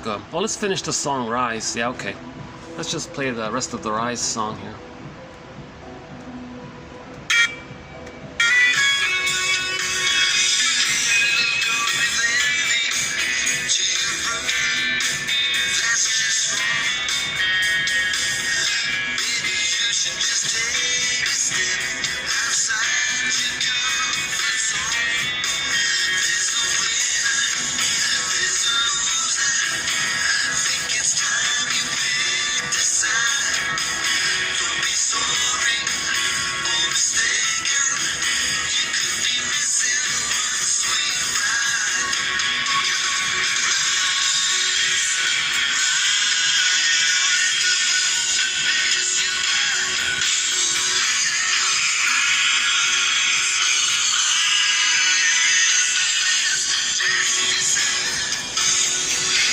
Let's see if we can continue to raise some consciousness here.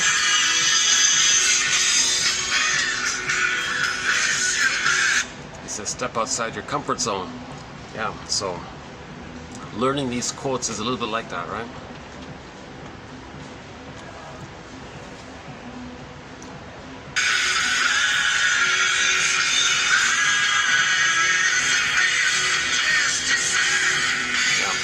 Songs off their album called Waking the Jester. Now the Jester character links with the Trickster character, which links with the Hermes character. So this messaging between the unconscious and the conscious, that's called paying the piper. That piper guy was saying you got to pay the piper. He means the imagery of all this means in that story, in that film, they ignored the land version of the character, of the Piper character. So the same actor played 2 characters. The same actor played the Piper character and a guy in a village. Okay, that's a very good technique, because the message is we live in 2 worlds. We live in 2 worlds, just like that actor played in 2 worlds. An emissary for the unconscious world, or unconscious self, or shadow soul, or secret self. This implicit primary mentation, a lot of our memories and a lot of energy in there, innate drive for healing, and we live in our conscious everyday life. So the same actor played the 2 worlds because we live in these 2 worlds. Know thyself. We need a. So when he played in the village, he was sort of like the voice of soulful things like children need respect, children are people, children need play. And they were abusing the children and treating them badly and all this. They were ignoring him, the spokesperson for the Piper. So the children were lost in the forest, locked in a mountain, didn't pay the piper. So first, let's not do the whole story. Okay, I did the whole story a couple of times already. Let's not do it again here. Now let's finish up with the record here. It's a key concept here. Really a key concept. Every neurotic is a music enthusiast, but he only has one record. He carries this one record with him everywhere he goes. Every time he sees a record player, he spins that record, that tune, the cry for love. Love, not shame, love, not shame. He's back in the nursery. Mother, love, not shame, love, not shame. He's playing that with others in the present. But nobody in the present is the breast mother in the past. That's why no one's making sense. Oh, back to Kristen Wilson. If you're not in your body, you're not making sense. Literally. If you don't feel, you don't have your sense of self. You don't have your sense of self. It's buried, lost, down a well, all this, unaware to you. You're not making sense. And it's disembodied discourse that causes these confusions and problems. Because now you got a lot of people using others as part of their psychodrama from the nursery. And he's doing it, she's doing it, everyone's doing it with everyone, and no one's making sense. Everyone's saying, I can't be the good breast mother you need it in the nursery. Or another way of saying it, could you please be the breast mother that I needed in the nursery? No, you be the good breast mother that I needed in the nursery. No one's making sense. Games people play in the effort to do so. Now enter Eric Burns' idea. Games people play. Duplicity. All these like rhetorics and lies and innuendos and red herrings, straw man, deceptions, and the gaslighting idea is like an intermediary step to ultimately get someone else to feel what you're feeling. Thinking that if someone in the present is feeling what you're feeling, then you're back in the nursery where the mother is feeling what you're feeling. Then if you're back in the nursery thinking that your mother is knowing what you're feeling, then maybe she'll provide the soothing response. And that didn't take place, so you're trying to recreate that in the present with others. To recreate that in the present with others, you do a thing called projective identification. Means part of it is you want them to feel what you don't know that you're feeling. In the intermediary process to get there, the gaslighting is there because you're not going to see them for who they are, recognize what they ignore them, or no, I don't care what you say or what you think. If it's not important, it's all about me. So you want to frustrate them, annoy them, get them to feel what you're not know what you're feeling, but don't know what you're feeling, hoping that if they feel what you're feeling, it's not just misery loves company. That's part of it, maybe. That might be like a secondary game, but the primary agenda is if somebody in the present can feel just like what you're feeling, but you don't even know that you're feeling what they're showing. Okay? Like you coax someone to feel angry, scared, helpless, hopeless, shame, fear, etc. What the child feels, what he feels unconsciously, but he squelched it. Got someone else to feel it. He doesn't know that he's feeling that. He's trying to get them to feel what he doesn't know that he's feeling. Then if he does that, he's back in the nursery thinking, oh, I'm feeling this. My mother feels it. Now, please, the mother, you're going to provide the love, right? You know what I feel. You're going to provide the soothing response, loving response. You're going to meet my needs, right, mother? The person in the present is not the mother in the past. It's not going to work. The person in the present can't say, geez, why is this person being so difficult and manipulative and lying and tricky and innuendo this and assuming this and believes this, trying to create, what are they trying to create? What are they trying to pull you? What is all this games people play? What is this, if you can't, he's trying to confuse me, or he's trying to lead me to believe something, and aha moment, he's trying to catch me, or what is all these games people play, this duplicity and all this lying and doublethink and thinks this, and I say this, and he thinks that he just said it. He thinks that I said the thing that he just, like, what is all this double thing in game? What is all this craziness going on? So the person might think, okay, I think what's happening here is he wasn't soothed. He's in this kind of crying mode or something. Please love me. Oh, I see. Well, let me help the person here. I'll invent a time machine. Two of us will hop into it. We'll zoom back to the nursery. I guess I'll be the good positive mother that should have existed. Get the projector, he'll be back in the nursery again, and the baby's going to get the wiring and the soothing, his needs met. Okay, go through the developmental process, have the I'm okay, you're okay, and he has a structure of the mind called the soothing interject, the holding interject, the internalized good object constancy, etc. So he'll get the wiring from the proper interaction, so we'll change the past. Okay. We'll hop back in the time machine, come back to the present, morph into our respective places, and then the projector can say, hey, I can enjoy the present. I don't need to cast you into some drama in the past. I don't have to battle, I don't have to deal with unfinished business with my mother. I can enjoy the present because I have myself, I've been loved. It's not going to happen, right? No time machines, no morphing machines. None of these things are going to happen. But the person doing this is meant for him to realize that his unconscious self is like a puppet master trying to communicate to him what happened in the nursery. It's as if there's like, now you pay the piper, this dialogue. It's as if the unconscious self is saying to the conscious self, hey conscious you, hello there. I'm trying to communicate to you, but I have no vocabulary. I was traumatized before words came in the pre-verbal time, but I have the record of it. So I'm going to be like, I have all this energy now, all these emotions given to me, all this trauma. I'm like iceberg metaphor, puppet master, pretty strong in there. So I'm going to get you, I'm going to communicate to you by getting you to do a staging thing. That's my way to communicate to you. It's called transference, acting out. I want you to see what you're creating, what you're doing. I want you to observe it. This is my way to communicate to you. Can you observe it? Now, these little hunches, this like birds flying across, Hermes is flying across, Pied Piper's flying, these are like a messaging qualities coming across, tricks are coming across. So he's trying to make this conscious. Conscious self is saying, unconscious self, are you getting me to replay something that's symbolic of what happened in the nursery? Are you trying to tell me what happened in the nursery?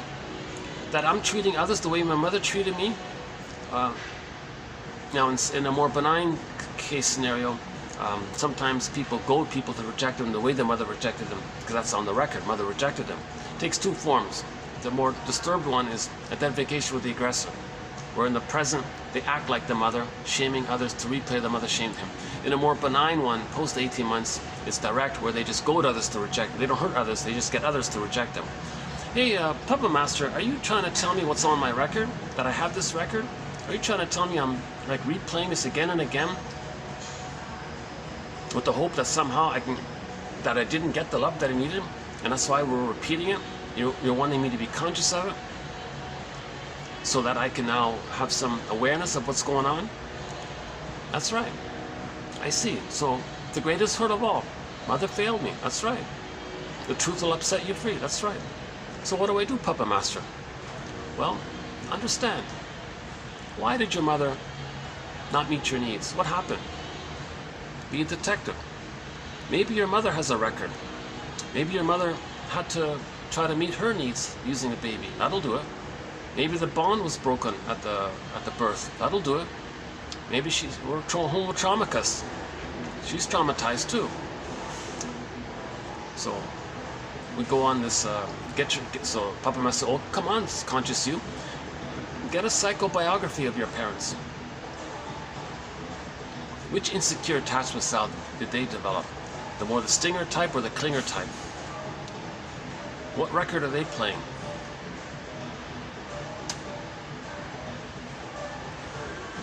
Now, a clue to this is in the Iron John story.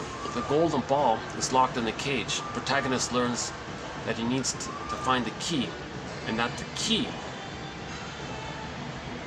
to that cage to get his golden ball back, the location of that key is under his mother's pillow. Okay, so that means that to get his golden ball back, the key is that the mother used the baby to meet her unconscious needs. It's under the pillow. The secret's under the pillow. The mother tried to meet her needs using the baby to satisfy her unconscious needs. That's why the child lost his golden ball, locked in a cage. The key is the knowledge that the mother used the baby to meet her unconscious needs. So this takes 4 parts. I did it in the last video a fair bit.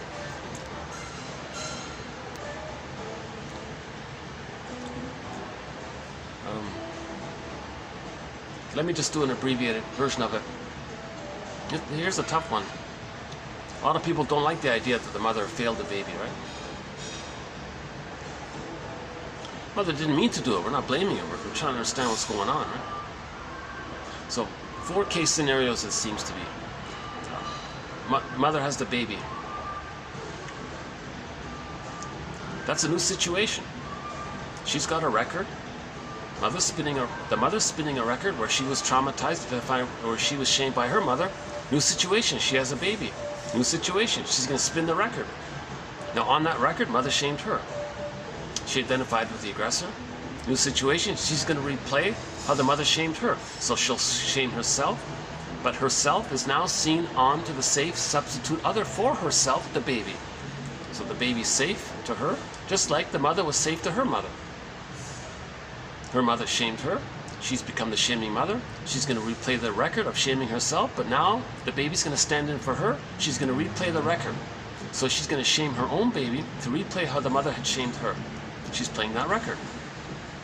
This is considered psychotic or perverse, because by shaming the mother, does that change what happened to her in the nursery? No. She's just replaying the record to know how her mother treated her. So if the mother does that, it's because she had the experience, but she lost the feelings. She's trying to get the feelings. In yesterday's video, the long one, a very good quote in there by Maria Pazzi. Read the first quote in the last video, 2675. Is that right? I think that's the one. The first quote there. And the second, and the third, three of them, the main three, the first three quotes in there.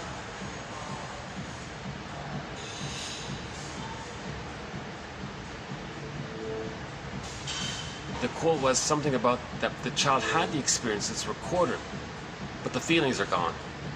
Okay, the symbol for this is the Wizard of Oz. Okay, the Tin Man is disconnected from the part of the person that can't know it. That's the scarecrow off in another place. And the two being like that means the person feels disembodied. That's the cowardly lion. So the mother had the event, but not the feelings. She can't know the feelings. With trauma, we can't know the feelings, so it gets zooped down. The golden ball gets zooped down. Okay, and there's your Tin Man. He feels empty in all this. So the event was recorded, but she lost the feelings. That's why she's going to repeat it, to see if she can get back the feelings.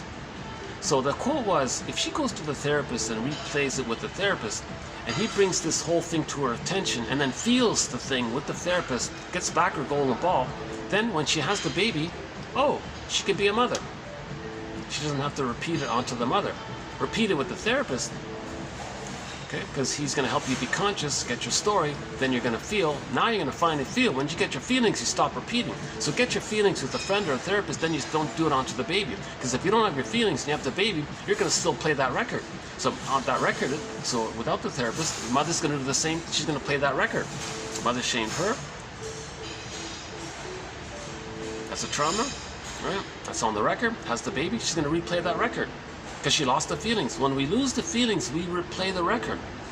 That's why in the therapy process, the quote, Maria's quote was, do that in the therapy process, get your feelings, then you can be a mother. Like a proper, healthy, normal mother with feelings. And then your motherly presence is there for the baby, protect the baby, and love the baby, care for the baby. If you don't have your feelings by your own trauma, you're still playing that record where you're going to shame the baby to replay the mother shamed you, because the mother identified with the aggressor who shamed her. She replays that record by acting like the shaming mother, sees herself onto the baby, shames the baby. So let's say that's the case scenario A. Imagine the baby having a voice during that time where the baby says to the mother, hey baby, the baby says to the, imagine the baby having a voice, and the baby comes out of the, hey mother, I'm your little baby here. What? You're gonna think that I'm you from 20 plus years ago? And you're gonna shame me the way your mother shamed you? Why are you doing this? Wait a minute, mother, look at the calendar. What year is it? It's not 20 plus years ago. Plus, I'm not you from back then. Mother, I'm not you from back then. I'm your child. I'm not you.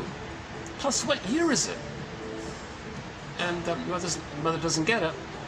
The child might think, this is Lawrence Hedges' theory, the child might think from his perception that his mother's psychotic. Okay? Psychosis, one quote said, the letter was sent, but it arrived at the wrong destination. So the baby thinks maybe his mother's psychotic. The mother's not seeing the child for who he is in the right time and the proper relationship. He's missing all this. The letter sent, missent and all this. Case scenario B is that sometimes the mother has the baby and says, at last, finally, finally I have someone in my life who I can fix it so that this person, this child, will be there for me, never let me feel alone, do what I say, follow me, respond to me, respect me. Because when that mother herself was a baby, she didn't get those things. So she has a baby, she thinks, here's a chance to have somebody respond to me and respect me and do what I say. Baby said, wait a minute, mother, hold the phone here. I can't be the good mother that you needed 20 plus years ago. I can't be that missing good mother. Plus, could you please look at the calendar? What year is it? I'm a little me here. I'm your child. I can't be your good mother. I can't be I can't be my missing grandmother. I can't be the mother that you needed 20 plus years ago. Are you psychotic? That's what the baby's thinking. Case scenario C. Well, there's the baby, and the bond is broken. The baby's frustrated, screaming, crying. The mother flies the image of her rejecting mother onto the baby and says, my baby doesn't like me. My baby rejects me. Baby's saying, hold the phone here. I'm not your rejecting mother. I'm not my grandmother. Are you psychotic? I'm your baby. I'm not your mother. I'm not my grandmother. What year is it? Mother's saying, look, my baby rejects me. Mother, you're talking about your mother and you believing that she rejected you because of the problems there. And you're transferring this onto me because you have this ongoing unfinished business with your mother, and you see things through that lens, and you're distorting me and making me up. Okay, so in trauma, we give people identities to meet our psychological needs. So the mother has a psychological need to still continue with this issue that's unresolved and still alive, that the mother shamed her and rejected her. So the mother continues this with the baby, to be using the baby as a stand-in for her mother, and then says, look, just like the baby doesn't love me, the baby doesn't want me, the baby hates me, the baby rejects me. The baby's being angry because the line was broken. The mother's not meeting her needs, that's why. Mother doesn't get it. No, baby just hates me. What an awful baby. Mother, the baby thinks she's psychotic. Case scenario D. Sort of a continuation of case scenario C, where if the mother has unfinished business with the mother and sees the rejecting mother onto the baby and thinks that the baby is the rejecting mother and the baby's rejecting him, thinking the mother's rejecting her, now the mother's self-righteous. All right, mother, I had enough with this. I'm tired of you rejecting me. Now it's onto the baby.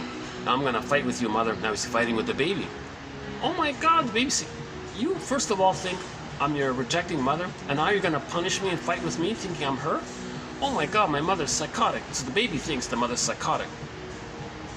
In whichever one of those four is dominant, let's say. Hedges calls this that now there's going to be a psychic rupture in the child's psyche. One guy calls it a fault, basic fault, like a fault in the earth, like a hole. And in that hole, Hedges calls it like a pocket, like a psychotic pocket. And in that pocket, in that hole, in that fault line, the baby's golden ball goes down. Repression. He loses his golden ball. Emily Dickinson, there's a pain so utter, it swallows substance up. Then the baby goes within a swoon. Now he's in a trance all the time, going through the motions in life. Yes, he can still get 10 PhDs on the wall and all this, but emotionally he feels, where's my feelings? Hedges further theorizes that this psychotic pocket, the associations are kind of tight, and it's as if it's encapsulated. And if we were to create a character to personify that energy, we can call that the self-saboteur. So in later life, when a person tries to be real and all that, the self-saboteur kicks in and it sabotages it, because you're replaying the whole thing. So he's trying to do something positive for himself. It clicks. When the baby wanted to do something positive for himself, asked for his mother for love. Mother, I need love. He's doing something positive for himself. Okay, the whole golden ball. Later, he tries to do something healthy for himself. It reminds all that. Self-saboteur memory comes up and he's just replaying that. So he can be sort of missing out on life all the time because of the self-saboteur character. Okay. Masterson, I think, has a more practical way of saying it.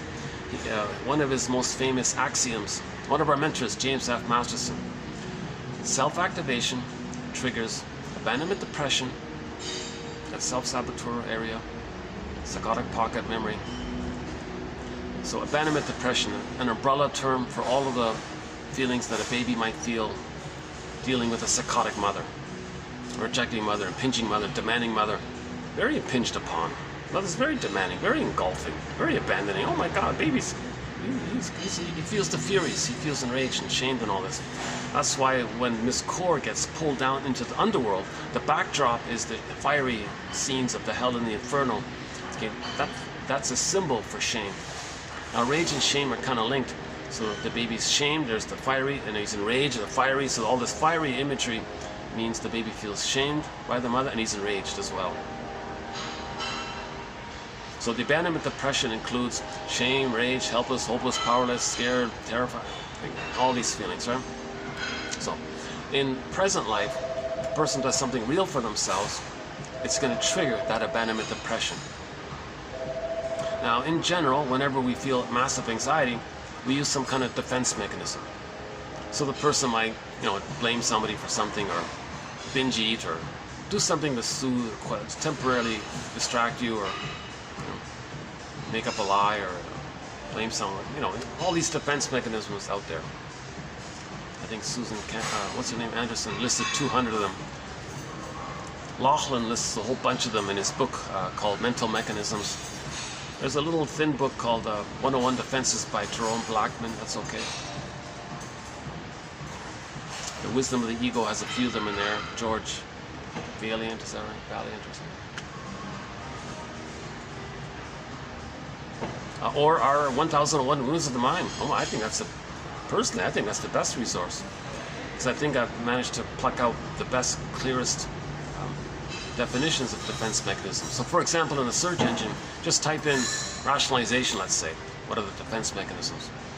I think you'll get the best quotes on it, right there. Likewise with all of the other defense mechanisms: projection, projective identification, reaction formation, identification with the aggressor. That's a key one. Repetition compulsion, transference acting out, and so on.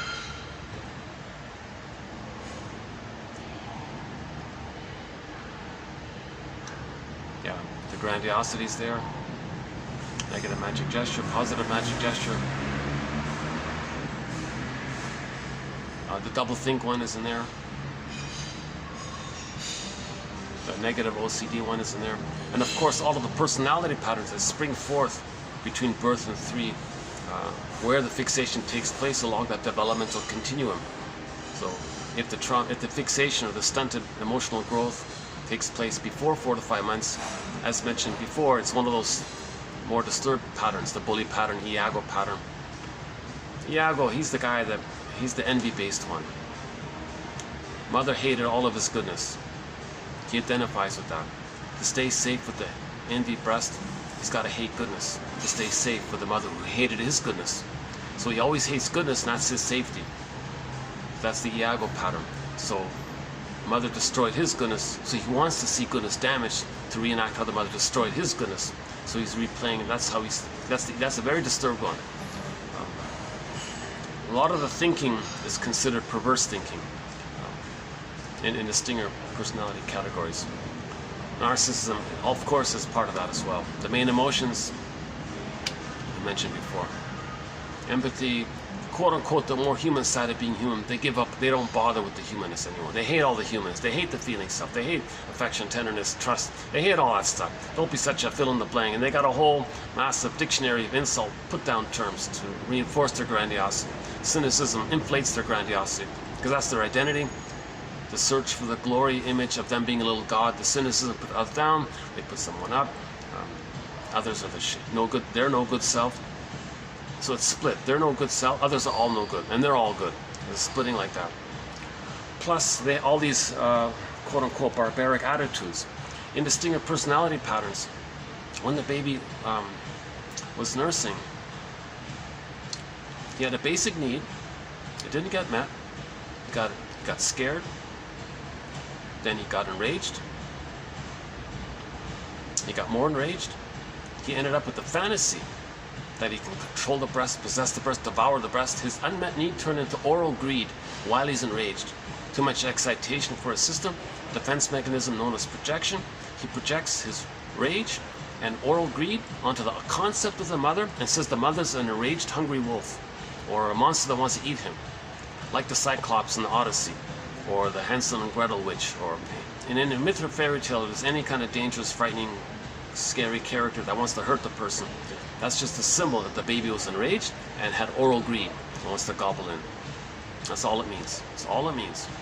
It's primary process thinking. Myths and fairy tales are talking about primary process mentation. It's different. That's why in Alice in Wonderland the cat said, "Oh, it's mad in here. It's not conscious, rational. It's a different world in there. It's the dream world. No time. Images wildly exaggerated. One can morph to the other. Displacement, condensation, doublethink, hocus pocus. You know, that's why, like, for example, someone with a bully pattern, they can act like the aggressor and say that the one they just hurt them. They don't get it, because the fusion, self and the other, are blurred. The aggressor, victim, self are blurred, so they act like the aggressor because the mother aggressed against him. So they'll, you know, reject others, shame others, to replay the mother shame them.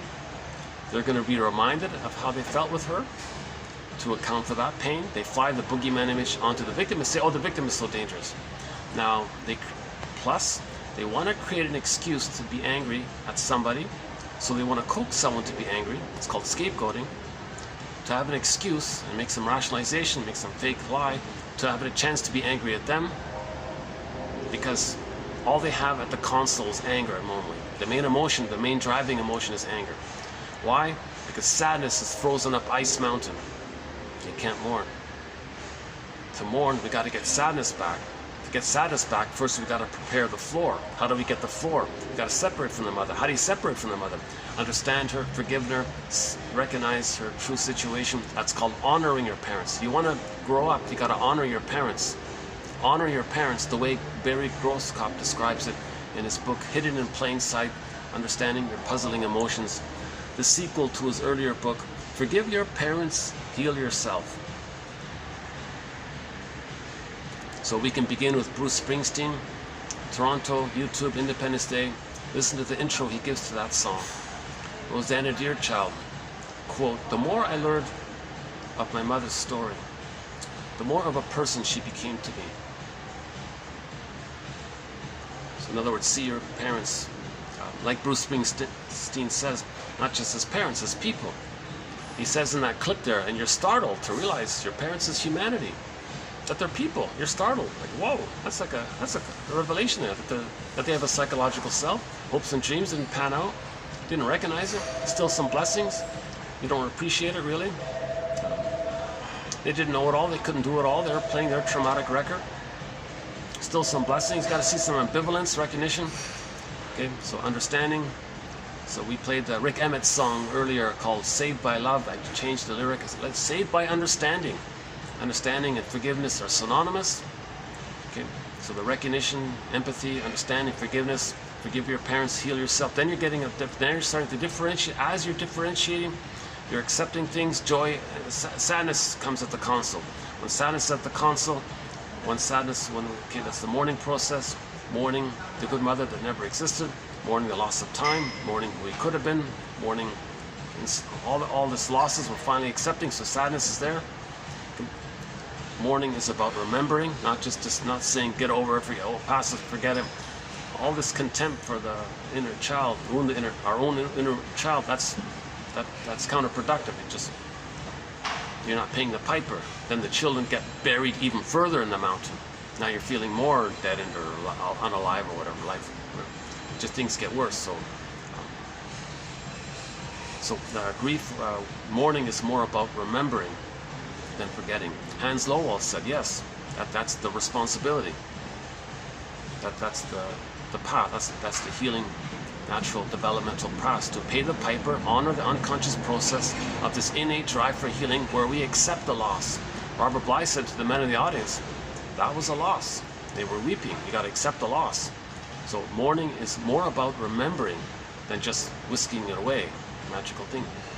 Didn't need it. It wasn't important. Forget, nothing you can do about it other than all these slogans about it. That's toxic masculinity attitude. That's a sign of it. Again, mourning is more about remembering, admitting that there was a loss. It's this John Steiner. It's this verdict of reality that makes the work of mourning so difficult. So we need sadness there. Then when sadness does its thing, sadness and joy can swap seats, and joy can run the console. Then we're enjoying the present. So first we've got to get sadness at the console. Sadness has got to drive the console for a while. Okay, we got to get the floor. The forgiveness helps. It's simultaneous. As you're forgiving and developing the floor, sadness starts to appear. It's sort of blurred. It's simultaneous occurrence. So we have a whole thread on forgiveness in this area, major thread. Probably it's in the top 5 most important threads in our collection here.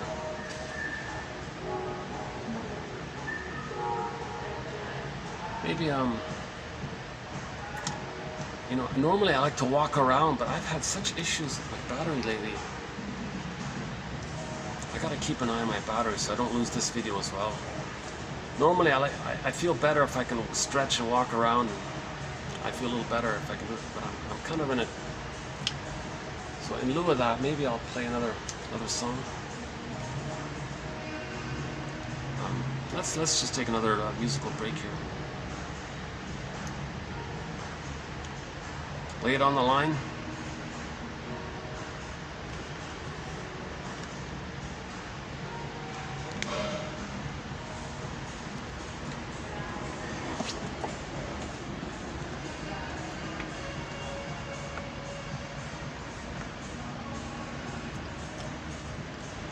What's this one? Beatrice Deer. What's this one again? Oh yeah. All right, let's play some Beatrice Deer, one of our musical voices.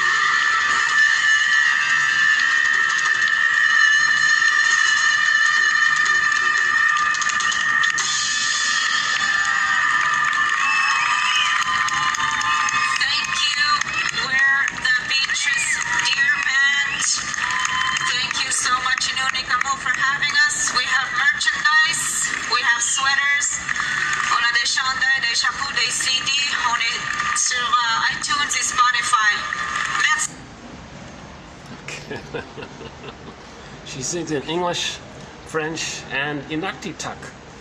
Yeah, one of our musical voices, Beatrice Deer. That's like a live one, a live version. Very good album of hers called My All to You. Is that on? Yeah, that's on there. That's on that one, yeah. Is that right? Oh, I think it's on that album, yeah. Let's go back to the second main way that record is being reenacted. So the more troubled way we talked about already. Okay, baby identifies with the aggressor. Unloved self is onto others. Safe substitute others stand in for him. To replay how the mother shamed him, he acts like her, shaming himself, seen onto others, shames others. To replay how the mother shamed him. So the mindset is, I'm okay, you're not okay. Every time he says you're not okay, he's just replaying how his mother shamed his soul. Others will stand in for his no good soul, or wounded soul, and recreate what caused that by acting like her and replaying him. It preserves his grandiosity because he's doing it now. He's the active one doing it. He can't hold on to the original pain of being shamed by his mother. Okay, now enter the part two. So if the baby can hold on to being shamed by his mother, because it wasn't that painful. That's a tough one, right? If the baby can hold on to the mother shaming him, somehow, a variety of factors, he can hold on to his soul. Yes, it's wounded, he's unloved, shamed. If he can somehow make it post 18 months,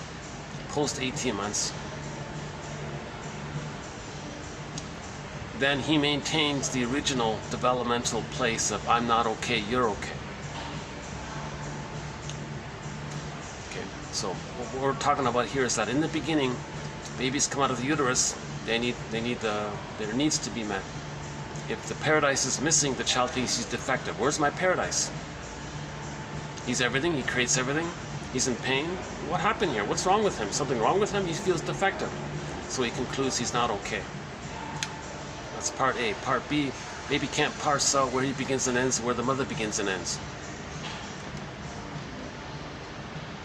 Okay. So if the mother's quote-unquote defective, and he thinks the mother's him, so he thinks he's defective. It's a mistake. The mother's her, and he's him. He's innocent. He did nothing wrong. He's not born bad. Nothing like that. It's just the mother doing it wrong.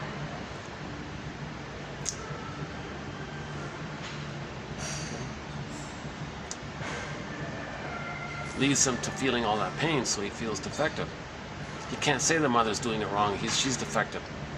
So he thinks he's defective because the mother's him. He's still this undifferentiation, fusion, oneness. He can't parse it out where he is, begins and ends, where she. It's all just him. The mother's him. Mother's hurting him. Mother's defective. He thinks he's defective. Part C. Babies may think, because of infantile magical thinking, that maybe they can save the mother, correct the mother. Baby's desperate to get his paradise. Got out of his paradise, so he'll try to get his paradise. So he'll fix the environment. What's his environment? The breast mother. So he'll try to correct the mother, heal the mother, make a dysfunctional, traumatized mother, make her be a healthy, healed, happy, loving mother. Can he do it? Can a baby magically do that? No, but he'll try. Part of him trying is the title of that self-help book called Do I Have to Give Up Me to Be Loved by You? So he'll try. Morton Keesum adds the idea that the baby interprets his feelings and needs as bothering the mother, maybe being a threat, like disturbing the mother. Mother, don't be afraid of my feelings and needs. I want to protect you, save you, because I gotta get a paradise. You seem to be unhappy with my feelings and needs, with who I am and all this. Okay, let me do something here. I'll freeze up. Does that do it? Do you feel better? My feelings and needs bother you. If I don't have feelings and needs, maybe you'll change your ways, provide the love. Did it work? So baby says, Mother, I'll just be like a velveteen rat, like a soft little doll for you. I won't feel. I won't have needs. I won't. Does that work? Does it work? Baby thinks, I tried everything. Doesn't work. I can't save the mother. Can't cure the mother. I gave myself up, trying to accommodate her, please her, do what I thought she needed. to please her, make her feel safe and loved and all that. I can't do it, baby. So baby concludes, you add those three up, baby concludes he's defective. Something wrong with him. False belief. It's false belief, but he begins with, I'm not okay. So all babies may briefly begin with, I'm not okay. Insult to injury. He's merged with the mother shaming him. He'll deny that relational unit. It's too painful to be merged with the shaming mother hurting him. His rage and oral greed put onto the mother eating him. So he thinks eat or be eaten. Oh yeah, back to the earlier one, yeah. So people with the slogan, eat or be eaten, that comes from the trauma before 18 months. Baby had rage and oral greed, puts it onto the mother. Mother's a hungry wolf. So his philosophy in life will be, well, life is just about eat or be eaten. My greed or your greed, me or you, this kind of binary. That's the way a traumatized caveman thinks. It's not, we don't want babies traumatized. That's the issue here. Why are so many babies being traumatized? Lloyd DeMaz, Alice Miller, they make a big effort on this area. Why are babies being traumatized? Theory is this began 10,000 years ago when we became homo traumicus over the confusion. So now we're trying to know ourselves to heal it, get back to homo naturalis, our normal state. Anyway, so the child is merged with the shaming mother. He can't accept that. Insult to injury. He's going to violate something natural. He's going to lie to himself and hallucinate that mother's a goddess, and he's safe and loved and special with the goddess who loves him.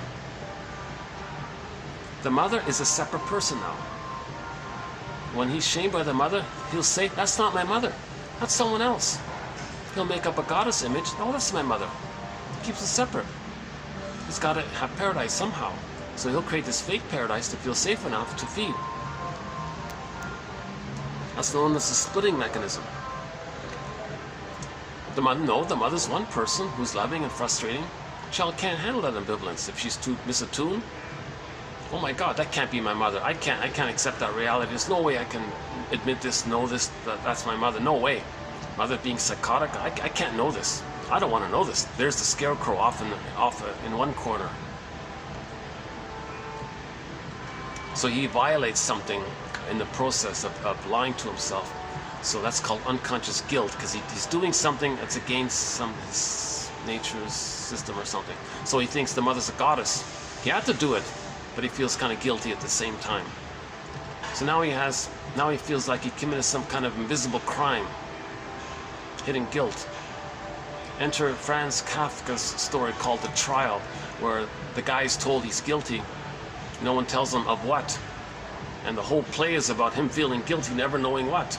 Okay, that's in reference to the baby feeling guilt, and he doesn't know what. He doesn't know, why is he guilty? No, baby's not guilty, he thinks he's guilty.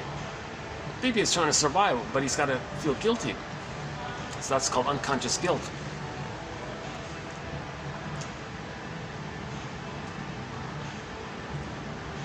So you add those 4 points up. Okay, so the guilt is from the doing, and the shame is from the being. The unconscious guilt is like a layered over thing on top of the underlying shame feeling. The guilt layers on top of the underlying shame feeling. Okay, so you add those 4 points up. The child concludes with some kind of feeling that I'm not okay, you're okay. Okay, remember, the mother must be seen as okay. So you put a little dash between the M and the O in the word mother. So others must be seen as okay. So the template is I'm not okay, you're okay. All babies may briefly begin temporarily with this for the first few weeks. Small size, no mother's perfect. Baby might temporarily engage in this paranoid, schizoid mode of experiencing. No, the mother's not a monster wants to eat him, but he's got to think that. Okay. No, the mother is not a goddess or demon. She's a human with two sides, but he can't handle that ambivalence. So he splits it up and says that when the mother's hurting him, that's not his mother. When the mother's satisfying or makes it up that she's good, that's his mother. It's called the splitting mechanism. So for more on that, go to the last video, yesterday's, the one done yesterday. 75, that one there, 2675, that one. The third and the fourth quote by Maria Maria Pozzi, that one, or Pozzi or Pozzi or something. An Italian, yeah, Italian shrink, yeah. Yeah, we did two Italian shrinks in a row. We did Giovacchini prior to it, and then Pozzi following it.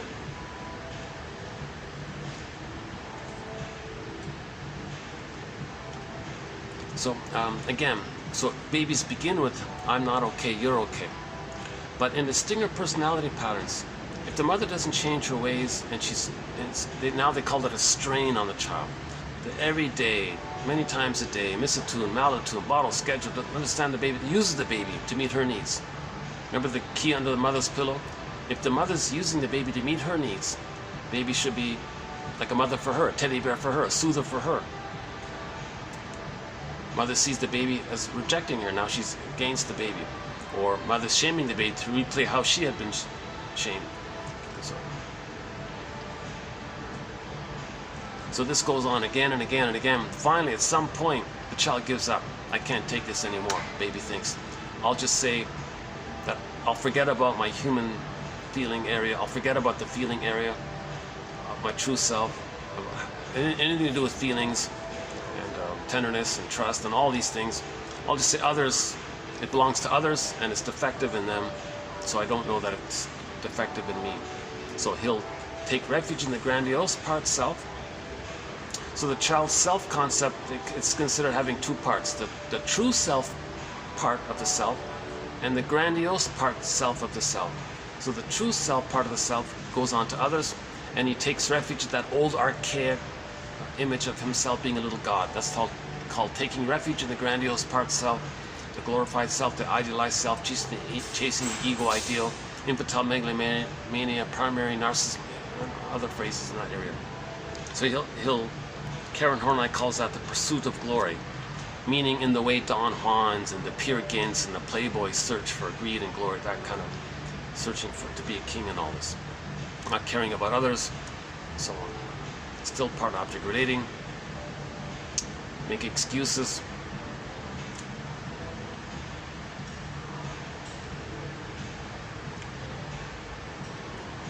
Now when they're unsuccessful, they're deflated narcissism. It's not the, see, there's a issue about that.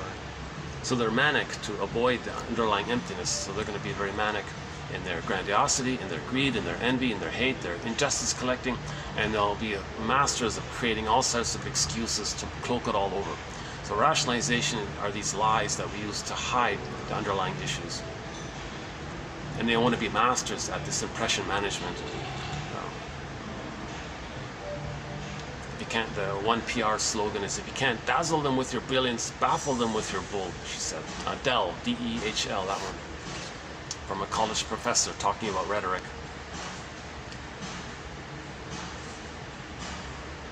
Chasing the grandiosity. Cynicism gratifies grandiosity.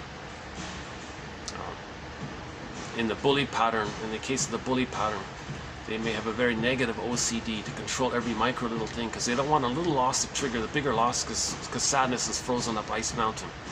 So if they control things, then they're not triggered of loss. So that's why they're very demanding and want to micro control every little thing kind of.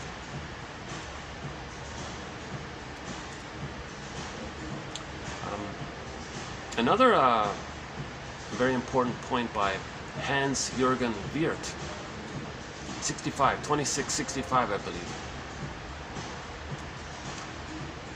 The stinger personality patterns, because hate is the main thing there, Joy, they scapegoat their children, make them naughty and all this, and then give them a label and an excuse to be angry at them because they want to express their anger. So now they're scapegoating their children as a means to express their anger. They're creating an excuse to express their anger. So they're going to make their dysfunctional, they're going to make their innocent child naughty and all that, delight in it because it gives them a chance to say, oh yeah, I got to be angry at them now. So the scapegoating is going to be pronounced there. To create an excuse to manufacturers to be angry because all the main emotion is anger is at the console. They don't have sadness. To get sadness, gotta forgive, understand the mother, and know where Bruce Springsteen mentioned before the song. Get the floor, sadness can come back in. That's called the hero's journey, or the second journey in midlife.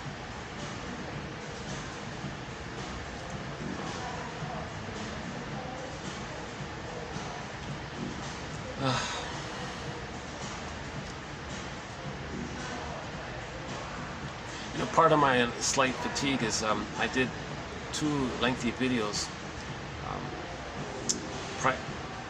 Yesterday I finally got back on track, but the day before, and they were lost because of the battery issue. So I'm still kind of reeling from that. Oh, hold on a second. I'm getting, okay, let me change my chair. I'm getting the reflection of the jumbo screen on the glass there. Hold on a second.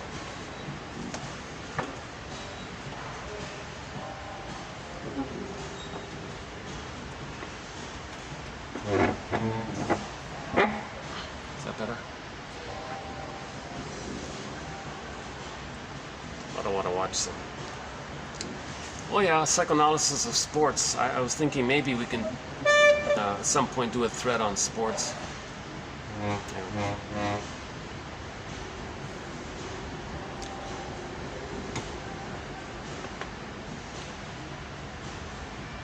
Dopamine, serotonin is a big part of that in that area. Yeah, there's a lot there. Psychoanalysis of sports. Yeah.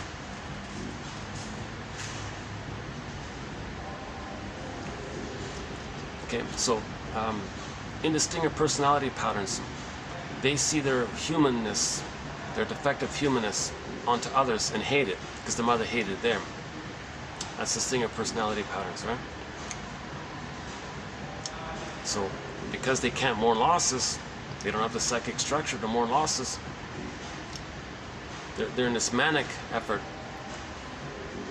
They engage in the manic defenses: greed, envy, injustice collecting, scapegoating. They scapegoat their own child for this. Can you believe it?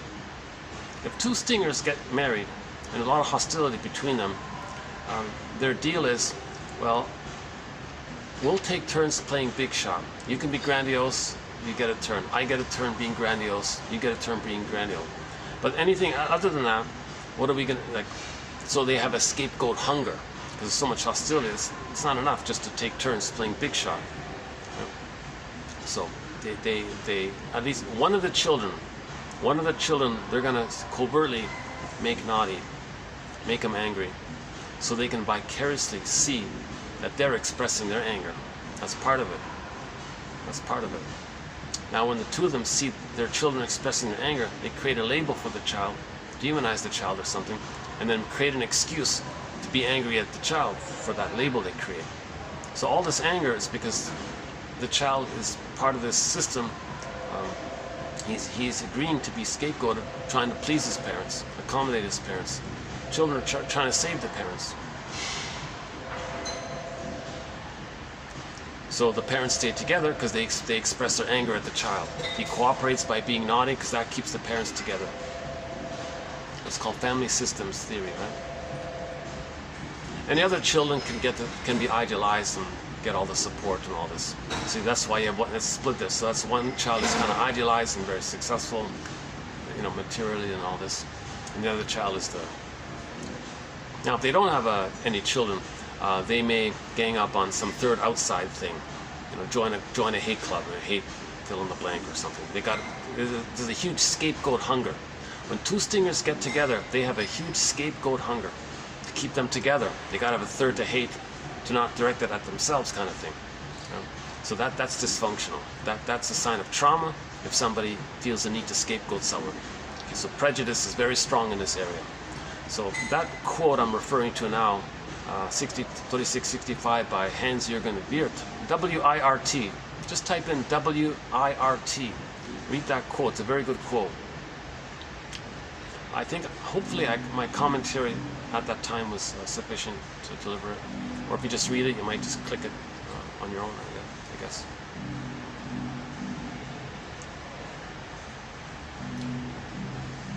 Bergler puts it this way. Let's say there are 2 friends who are both Stingers, and one of them wants to go beyond the deal of I play big shot, you play big shot, and we'll scapegoat a third, and we'll both agree to hate a third something, and if somebody withdraws that and tries to do something other than that, okay, idealize, devalue, useful, not useful, the friendship can suddenly poof.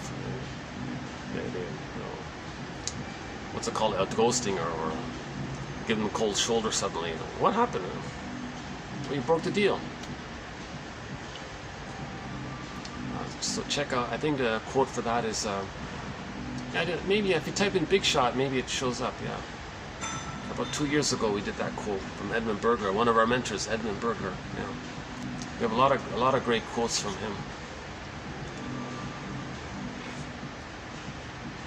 Vastly underappreciated shrink, yeah, from Austria. But he wrote directly in English. That's great. So we got no disturbed, convoluted, perverse translations. We got normal translation because he wrote it directly himself.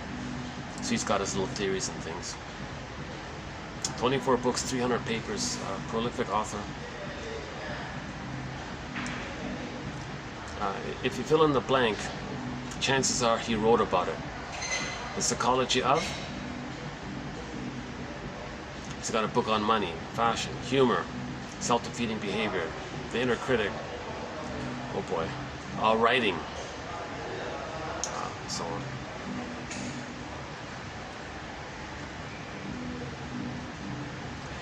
He seems to have been kind of blacklisted or something, because he was the shrink. He seems to be. He was one of the main shrinks for the wealthy and all this. I'm thinking maybe he offended somebody. I don't know. There's a short video on YouTube about him.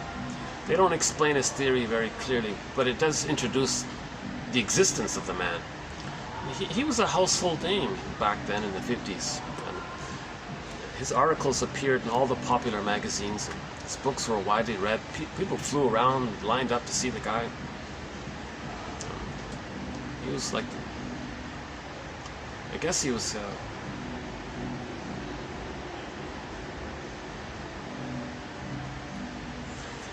I talked in previous videos. I'm still exploring why, what's behind all this. Why, when people become shrinks, they don't even hear his name, like they banned him or something. Luckily, slowly, bit by bit, his books are being digitized. Not all of them. Still, some of them haven't been digitized yet. But I noticed, luckily, some of his books are being digitized. For example, he says one book is called "Divorce Won't Help."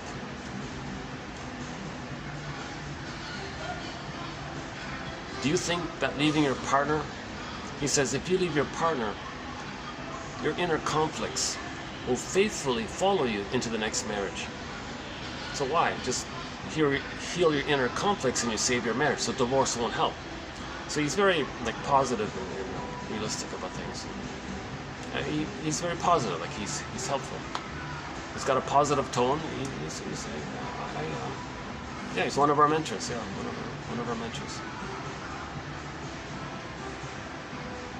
Run to if you're in trouble with your marriage, run to the nearest shrink. Oh no, marriage counselor. Run to the nearest marriage counselor, he said.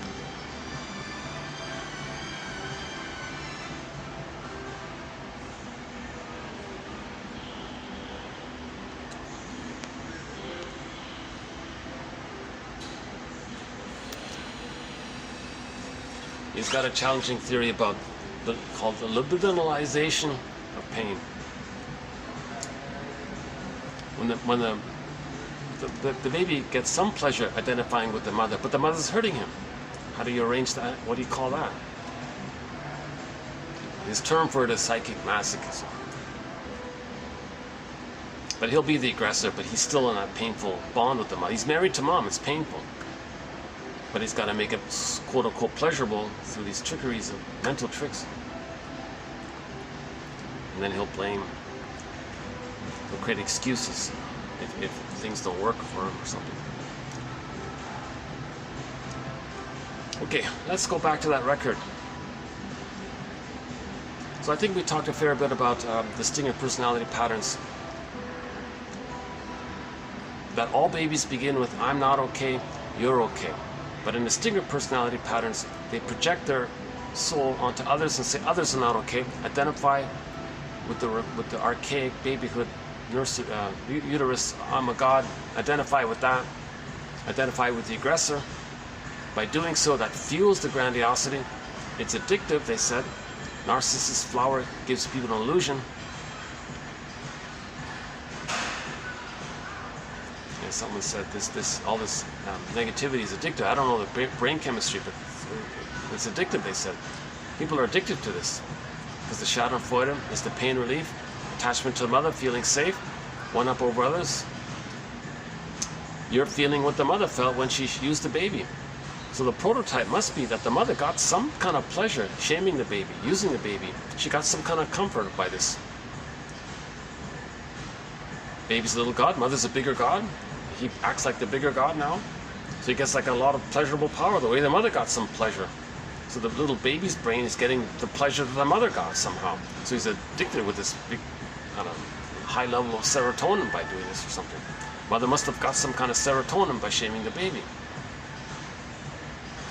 Baby identifies with the shaming mother, gets serotonin the same way by shaming others to replay the mother shamed him, to get the way the mother got pleasure, meaning Schadenfreude. There's no pleasure there. The stinger personality patterns don't have pleasure. You got to have some kind of sense of self to express some uniqueness of yourself. That's never against anyone. Their pleasure is called Schadenfreude. Or stress relief or Schadenfreude. So yeah, so scapegoating is a part of it, Schadenfreude. Now the repetition compulsion is the reason. Another reason they're so tight in him. The reason they're so stuck in him. It's called the TARPIV, a negative symbiosis. In most cases, the reason it's so tight like that, because they can only separate from the mother if they're loved by her. When they replay how the mother shamed them, they're not getting loved by her. They keep replaying it back at the place where the baby thinks, maybe if I replay it, I have another chance to save the mother. I'm going to correct the mother, save the mother, cure the mother, heal the mother. So I got to be her to replay what she did to me. That puts me in that original prior place before I identified with the aggressor, where I'm going to try to save the mother. So as they shame others, they think they're trying to save the mother to get the love they need to know themselves. See, it's all mad in there, right? The cat in Alice in Wonderland, the cat said it. It's mad in there. Oh, there's that annoying reflection. How come I get this, hold on a sec. The jumbo screen flashing like in 1 second, they'll flash like 30 little things there, like a strobe thing. You know, that strobe thing like they're doing here, like I see on the screen here. Maybe that's like the silent cry of the baby. Like the baby screaming, the silent screaming. Maybe people doing this strobing thing. Maybe like the baby crying or something. Maybe that's a symbol or a communication or a reenactment of some uncanny connection in that area. So maybe the guy who's doing this is saying, when I was a baby, I was crying. So I'm going to do this dramatic, flashing, angry, annoying thing. Because when they were a baby, they were in that mode or something. So let me move my chair again here. Hold on a second.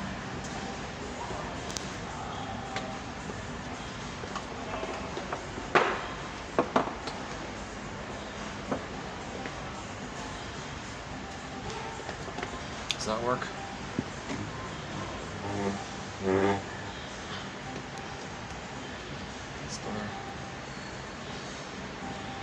Okay.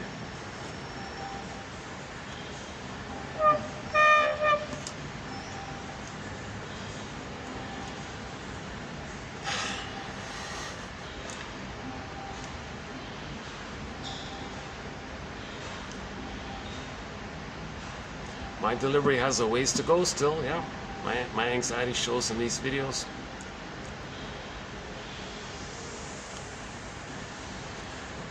Okay, I'm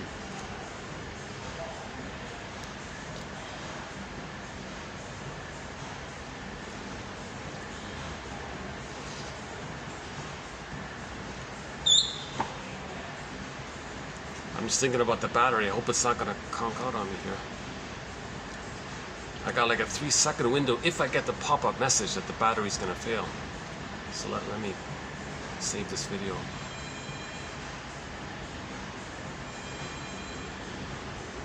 Oh yeah, there's that sky train with no ad on it. My fantasy, it says on there, be your own soul doctor. Be your own psychological healer. 1001 Windmills of the Mind.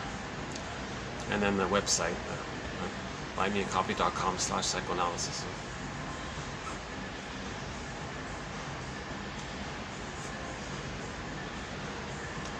Yeah, no collection like this out there anywhere. I don't think so. Gregory Bauer, decades ago, did a book called Wit and Wisdom in Dynamic Psychotherapy. It's a collection of quotes from this tradition. But half of them are like Freud quotes, which aren't Freud quotes in my opinion. It's the convoluted English translation who messed with it all. So scrap all that. What's left is just like a tiny teaser sampler of 1001 Windmills of the Mind. So no real comparison. We got 10,000 quotes here. 9,000 represents sort of the core TQ quotes.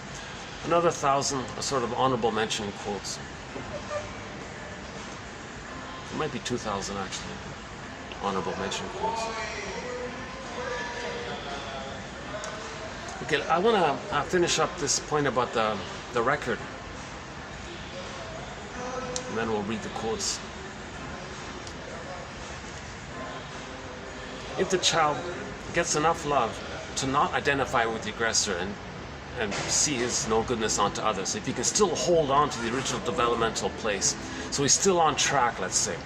When the baby identifies with the aggressor, they give up the track. They don't want to develop anymore. They don't want to develop anymore. And the Stinger personality patterns don't accept the importance or to trust another, because that would trigger the original psychotic mother who impinged upon him and hurt him and all this. So they don't want feedback from others. They won't accept an interpretation from a friend or something, because that means you're accepting them as a real object. That triggers the original first object, the mother, and all the pain around it. So they reject it. So they have the pseudo self-sufficiency, don't need anyone, don't care about anybody, so they can be attached, schizoidal, emotionally in that area as well. So that's why they resist therapy. That's why they don't want feedback from others. Feedback from others implies that another has some kind of importance. That triggers the mother, how the mother was supposed to be important to the baby, and all the pain around that. They don't want to go there. So they kind of reject the quote-unquote human side of being human. Say, fine, I'll just be an infantile god and chase the eat or be eaten mentality, just maintain the survival mode. So their slogans are very negative, very cynical slogans, and one of the main ones is, well, it's my greed or your greed. That's a traumatized mind saying that. No.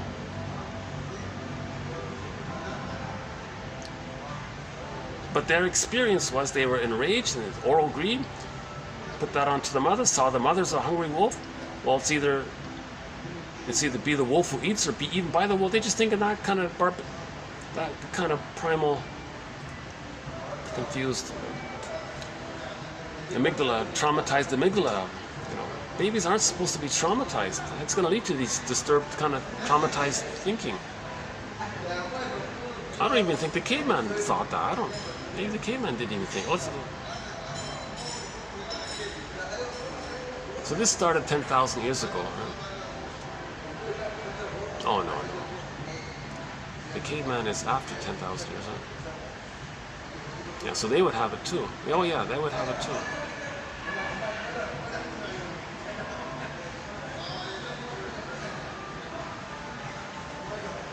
Oh, I got a party downstairs.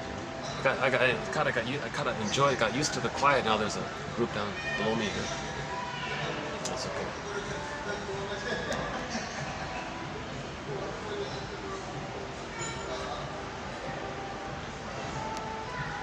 Well, I got lucky today. This is like the quietest it's ever been here today.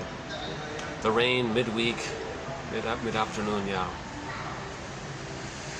Plus, I think there's some kind of local. I think there might be some kind of like local kind of a honorable holiday of some kind. I'm not sure.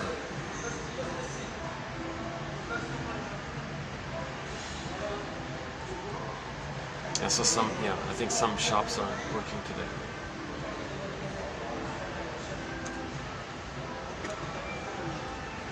Okay, if the child can hold on to his developmental path of I'm not okay, you're okay, he's still on track, he's still willing to go forward, okay?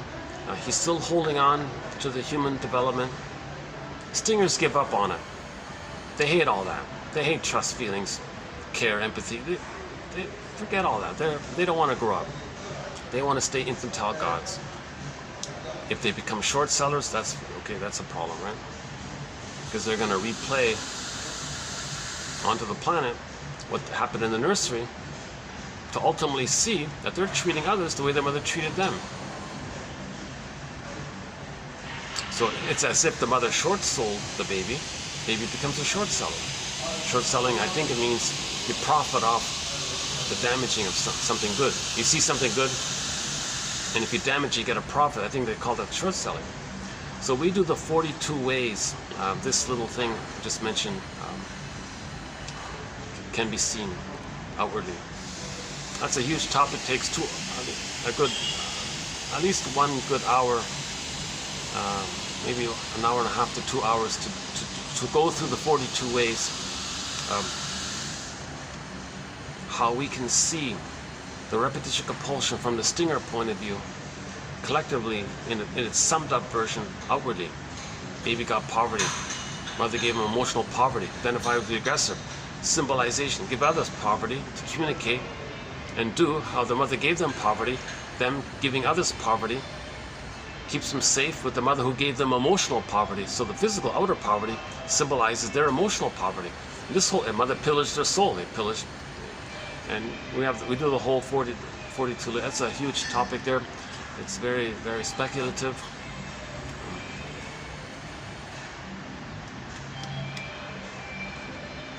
As they say, a lot of the outer we're doing is symbolic for what happened in the nursery. As beloved, so below, inside out. Out is an expression of the inside. Heal the inside. The outer doing is healthy. If the feelings are there, then our doing is normal. If our feelings are damaged or wounded, our doing is distorted. Get back to feelings, then our doing is normal. The goal is to get back to feelings, then our doing is normal.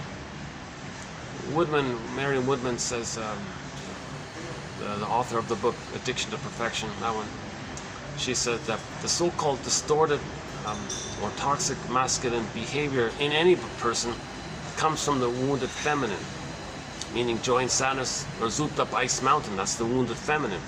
Then the anger at the console is the distorted doing. Either be eating my greedy, your greed, either or however. See, when the baby's nursing, it's heaven or hell, right? Either or, idealized, devalued. This tendency, all or nothing, perfect or forget it, useful or forget it. The more the baby's traumatized, the more they're going to see the world in like either or terms. They don't want to see the humanness of people. They reject all that. Useful or not useful, basically. So that they're in that archaic mentality of either be eaten, survival all the time. So they're always chasing the one up to preserve their grandiosity. They don't care about others. It's it's homotraumicus.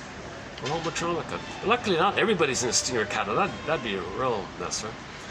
So a lot of people manage, luckily, fortunately, a lot of people do manage to hold on to their soul. So post 18 months where they can maintain the original I'm not okay, you're okay. If they can do that, then they won't have the stinger personality pattern. They may briefly enter into it under moments of stress, but it won't be like the pattern. It won't be like a regular thing. So if they can hold on to the developmental path of I'm not okay, you're okay, post 18 months. Remember, 18 months, the grandiosity dissipates, right? Now, and they're still trying to save people. So they're the caretakers, the pleasers, the clingers, preoccupied with saving others. A lot of shrinks enter into the profession from there because they want to save the mother, or save the client, they're saving the mother. Helpers and caretakers, well, they're still trying to save their parents. So there's still love, gratitude, empathy, reparation, care, consideration have partly entered the psychological picture. sort of halfway there, but they didn't complete the process to their autonomy. So they're still kind of childlike. So a lot of the clingers and the pleasers are kind of like human children, adult human children, in the mode of seeking approval. Please like me, don't leave me, you're there for me, I want reassurance. Still in that kind of place. Where the stinger personality patterns, they didn't develop. They gave up on that and regressed back to the infantile God place. So they give up on the human child area and want to be a dreamy infantile God, self-sufficiency area. So love, gratitude, care that hasn't entered the psychological picture. They didn't reach the place of care or empathy. They don't have that. Again, these are ballpark approximation. These are theories, ballpark speculations. We're brainstorming here, right? Unfortunately, I'm not that articulate to kind of explain things in a more nuanced way. One of the disadvantages on my end, part of my trauma, yeah. What a loss, that's something I never really mourned a loss of. All that time, not really enjoying the chance to learn in school too well, right? I just went through the motions like a lot of people. But I could have like got into the lessons and read the books and like ask questions. I just kind of, whatever. I just kind of skimmed through it all, right? I didn't really, 19 years, kind of lost in a way, right? I just sort of really began learning like at midlife, around 40 I started kind of thing. So, oh my God, I should have been learning this in high school. Why am I learning this now? That's kind of like a loss, Why did that happen? So we have a theory about school shock. Yeah, if you type in the search engine school shock, what that means, that's one theory. It's not a learning disability, I think. It's just the child is so afraid to relax and pay attention to the teacher and the lessons and the books and all that. They're staring out the window, dreaming all the time. When's the bell gonna ring? When can they run away? Kind of thing. It's not a learning issue. It's just they're not relaxed. They don't have a relationship with anyone. They don't feel safe. That's the school shock idea. And a lot of teachers are kind of narcissistic and angry themselves. And I had a lot of angry, rude teachers in my schooling system. What a pitiful. Anyways, okay.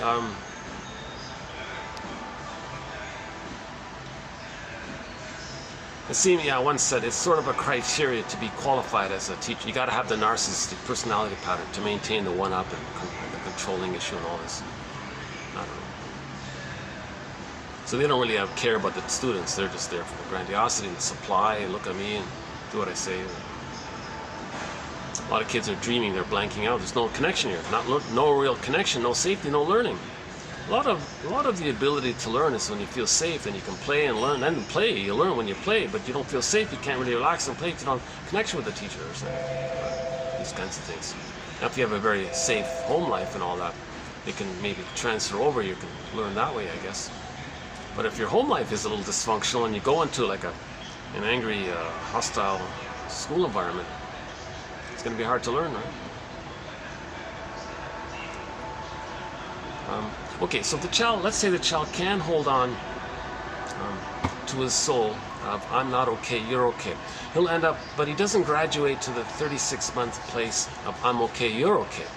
He's still in the old, original I'm not okay, you're okay. And he's frozen there. So those are the clingers, the pleasers, the caretakers. Okay, so their model is I'm not okay, you're okay. Whereas the singers give up on all that and say, well, I'm okay. It's this pseudo illusionary God, like okay, meaning that one. And when they say, when the stinger says you're not okay, they mean themselves seen onto others. That's the more disturbed, perverted one, and they're scapegoating people. A lot of prejudice, a lot of hate, more lying, more manipulation. The stinger's one. They don't care underneath it all. They always don't care. That's one of their slogans. They're always saying, I don't care. Nihilistic, negative attitudes. Again, joy and sadness are frozen up ice mountain. It's mainly rage at the at the console, anger at the console. Fear quickly gets overwhelmed and anger clicks in. First the baby's afraid, it's too much, he's backed in a corner, then he gets enraged. So the anger is mainly at the console, right? So the child can't hold on to I'm not okay, you're okay. It has to, oh, there's that screen again. Jeez, why is that screen keep? You don't see this, but right in front of the glass in front of me, I got this full reflection of that annoying jumbo screen. Hang on a second, let's move this again. I guess maybe I'm a little tired, that's part of it.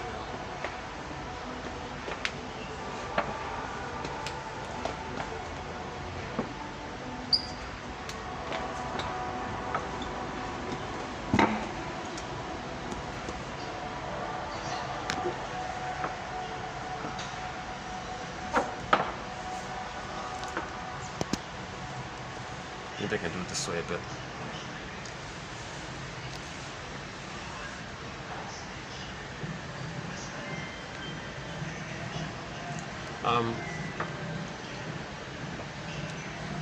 So they accept feedback, they accept interpretations, they want to heal, and they're still on track. So they want to get to I'm okay, you're okay. So they're more positive in their willingness to grow and heal and develop. Stingers are just so enraged to give up. They don't want to grow up. They don't want that area. They're stuck in that so-called survival mentality all the time, and all of their negative slogans, their negative philosophies. And they want to make it very convincing and use all sorts of tricks and rhetoric and logical fallacies, lots of innuendo and misleading. They're addicted to the one-up thing. So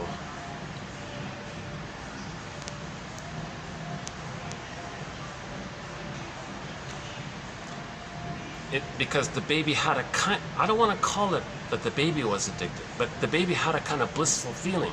So later on, the person searching for that, they're getting that symbiosis when they're merged with the mother. So maybe then it's considered a kind of addictive thing.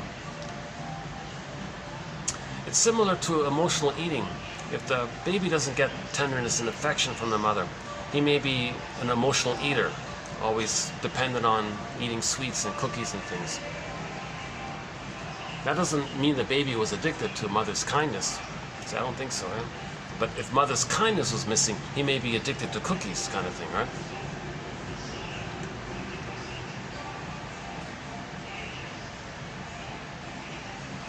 Okay, so let's finish this point about the stingers and the clingers.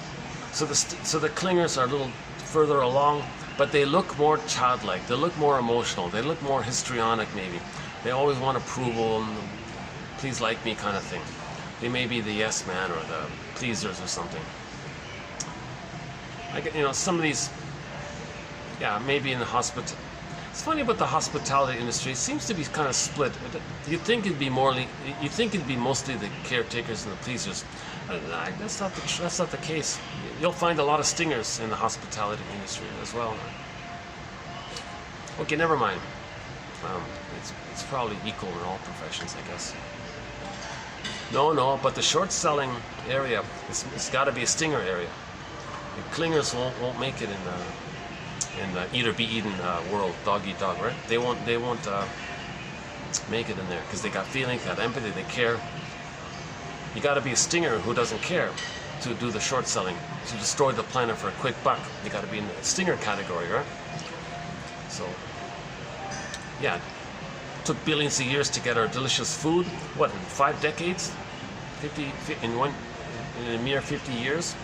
From which took billions of years, in a mere 50 years, to destroy it? Oh, we're homo traumicus. Why are you doing this? Oh, my mother didn't give me nourishment. My mother didn't give me good food. Theory is when the mother's distressed, it affects the quality of her milk. So the baby, or the powder stuff, it's a synthetic thing. So if the baby's getting the powdered stuff or some toxic or disturbed milk because the mother's upset, it affects the quality of her milk, or whatever it is, he feels, I got this bad food. Well, I'm going to give others bad food. Destroy the food. So that's an awful scenario. This homo traumicus is really an issue. So we got to study trauma, It means we're studying ourselves. That means we're healing ourselves. If we study this trauma business, we're healing ourselves. It's raising consciousness, it's building a basket, therapeutic turning points are taking place, we make new directions, we turn things around in a healthy way. We get back on the developmental track. Once we forgive the parents, heal ourselves. So back to the clinger and the stinger. If two clingers get married and they're conscious of their situation, they can make I statements together and develop together. So their marriage becomes a psychological healing journey. Then they both get to I'm okay, you're okay. Then they know themselves more.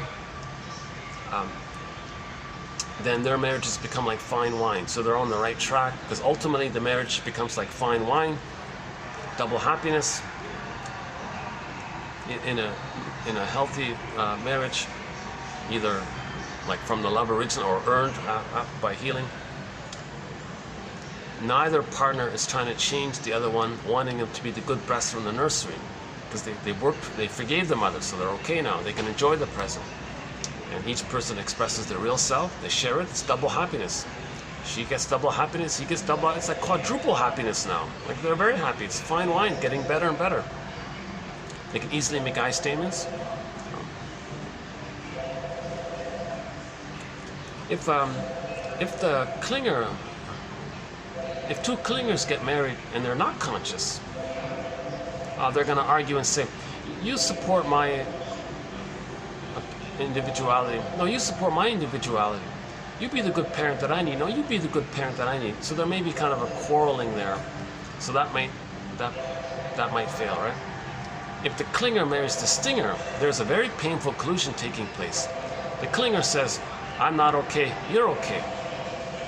If the clinger marries the stinger, with the clinger saying, I'm not okay, you're okay, the stinger steps in and says, oh yes, of course I'm okay and you're not okay. Well, that's fine by me, that works perfectly. You think I'm okay and you're not okay? That fits for me, because I think I'm okay and you're not okay. The stingers now have somebody to shame, control, use, damage, exploit, make public, hate and all that, because they're married to mom, replaying the record of how the mother hated them. So they become the hater, shamer. Now they have somebody to shame. So for them to stay married to mom in their psychology, they're married to mom. They're going to do to others what the mother did to them. That's their loyalty to the mother. Still trying to save the mother, still trying to cure the mother by repeating it. It's ridiculous, really? You think the stinger shaming the nice caretaking partner, hurting them, is somehow saving their mother so that they can get the love they need in the nursery? None of this makes sense. It's mad. That's what the cat said, right? Now, the clingers have the lens of I'm not okay, you're okay. So they say, well, that makes sense, yeah, because I'm not okay. And you're saying you're saying I'm no good. Well, that fits in. So they go along with this. There's a painful collusion taking place. But the clingers will finally wake up. The clingers will finally say, oh my God, for these past 6 to 7 years, I've been nice to them, trying to save them, please them, take care of them. The clingers are trying to still save the mother. Okay, so they're still trying to save, their template is save the stinger. Stingers in this scenario says, knock yourself out, I don't care. You're a fool. You think you're gonna save me? No way. I'm never gonna accept trust another. It reminds me of what my mother did to me. My psychotic mother was very impinging, engulfing, and abandoning. No way, I'm not gonna accept your help. I only have ingratitude. I have contempt for your kindness. Your kindness, your goodness, I hate it. So they have immense envy. That's their loyalty to the stinger mother. So the clinger finally wakes up. Oh my God, 6 to 7 years I've been trying my best, and they've been hating me the whole time and resisting the whole time, and not seeing any goodwill in my positive efforts to bring them along on track with me so we can grow together and get the fine wine. And they, oh my God, the clingers finally wake up and give up this thing called sweet lemons. So the clingers do a thing called sweet lemons.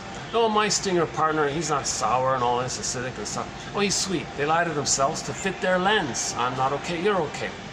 And again, so finally they wake up and say, they leave and they write a self-help book entitled Codependent No More. Yeah. Stingers don't care. They need you anyways. You're a fool. You're a sucker, right? So the sucker's born every minute. They'll find another clinger to exploit. They need you anyways. You're a fool. So they don't care.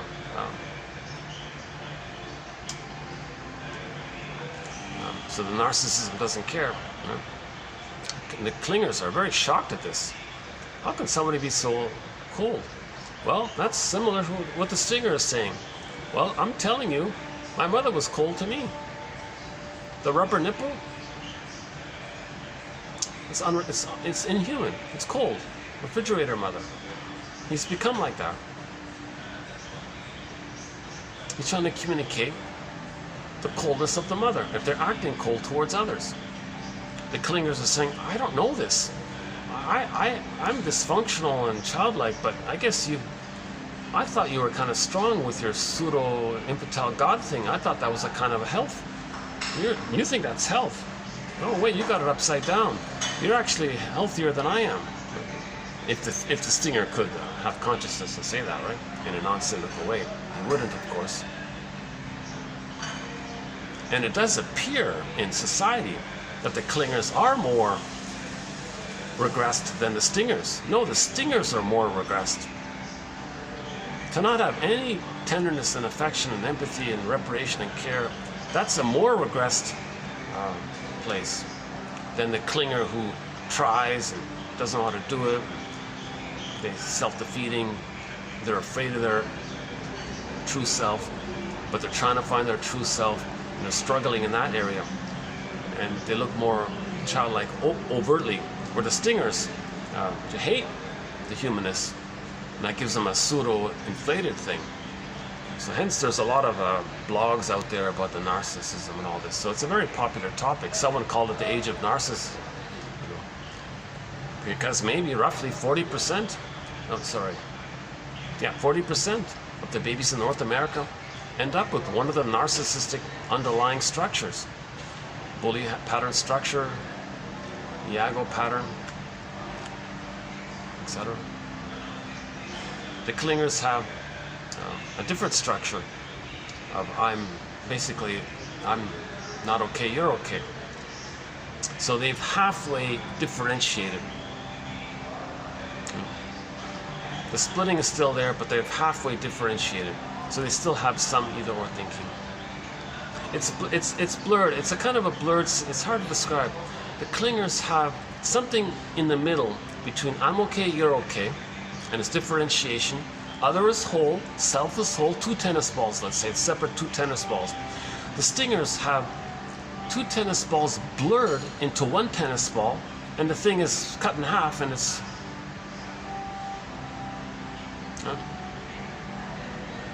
So you got a split fusion. You got a flipped split fusion. Part self fused with the shaming mother. Unloved self fused one with the shaming mother. That's one box. Another box, you got another half of the tennis ball or whatever. Another part self that feels this illusionary idealization, the infantile megalomania, merged with the goddess mother, and they become, there's the grandiosities all in there.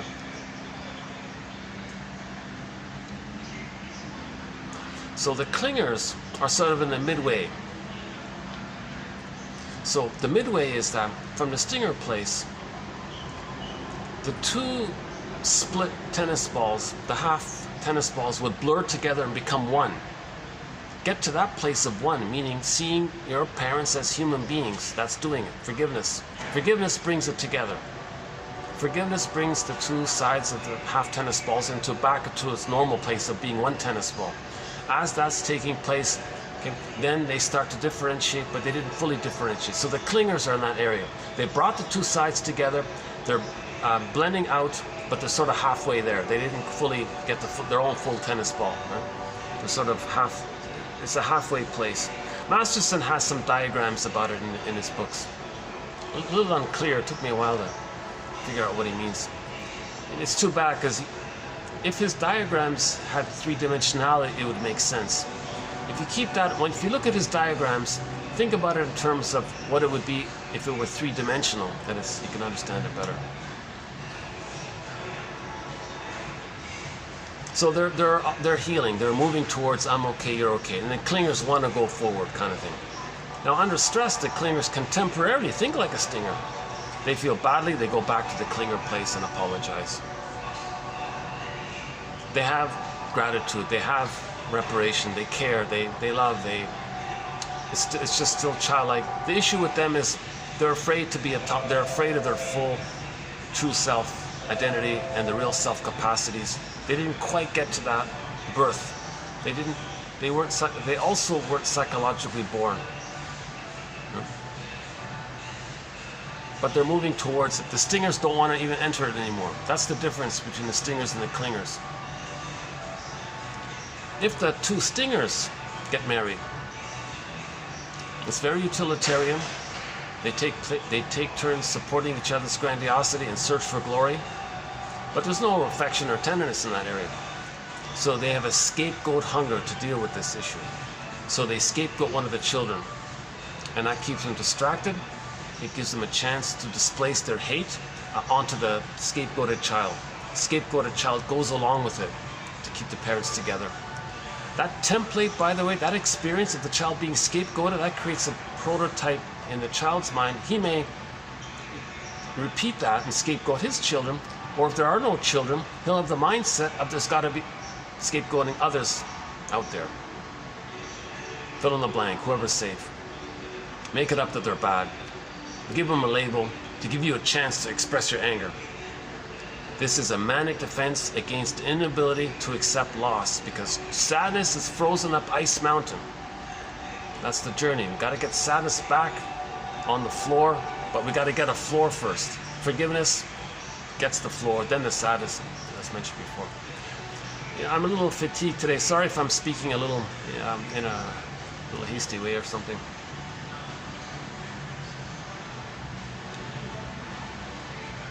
I guess after today, I think today I'm going to have to take a couple of day break for the next video, yeah.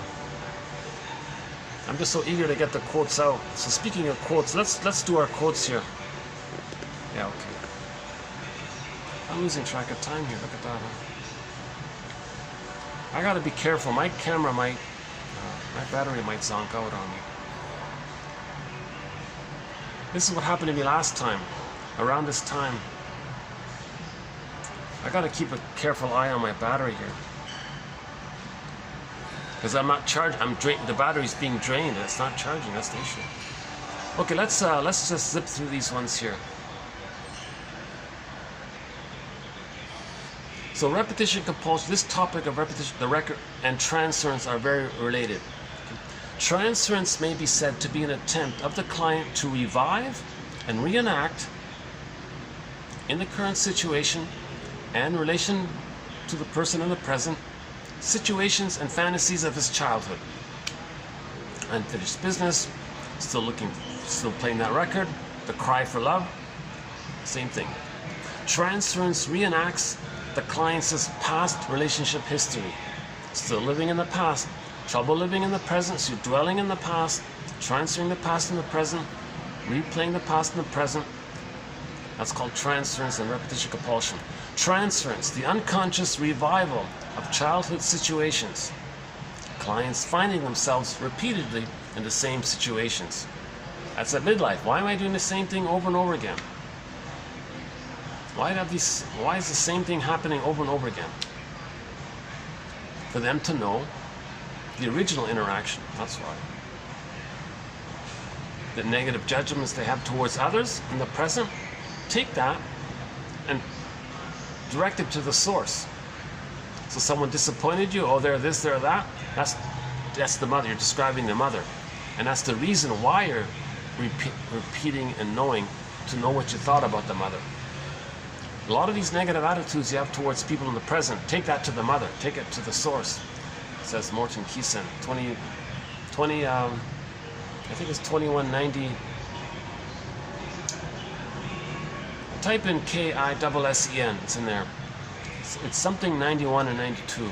It's either 22, 91 and 2 or 24, 91 and 92, something like that. Transference. A client is relating to the therapist in a way that is a repetition of his or her childhood relationship with a parent or another important person, often not congruent with the reality of the situation. Yeah, no kidding. The reality of the situation. They're a person in their own right.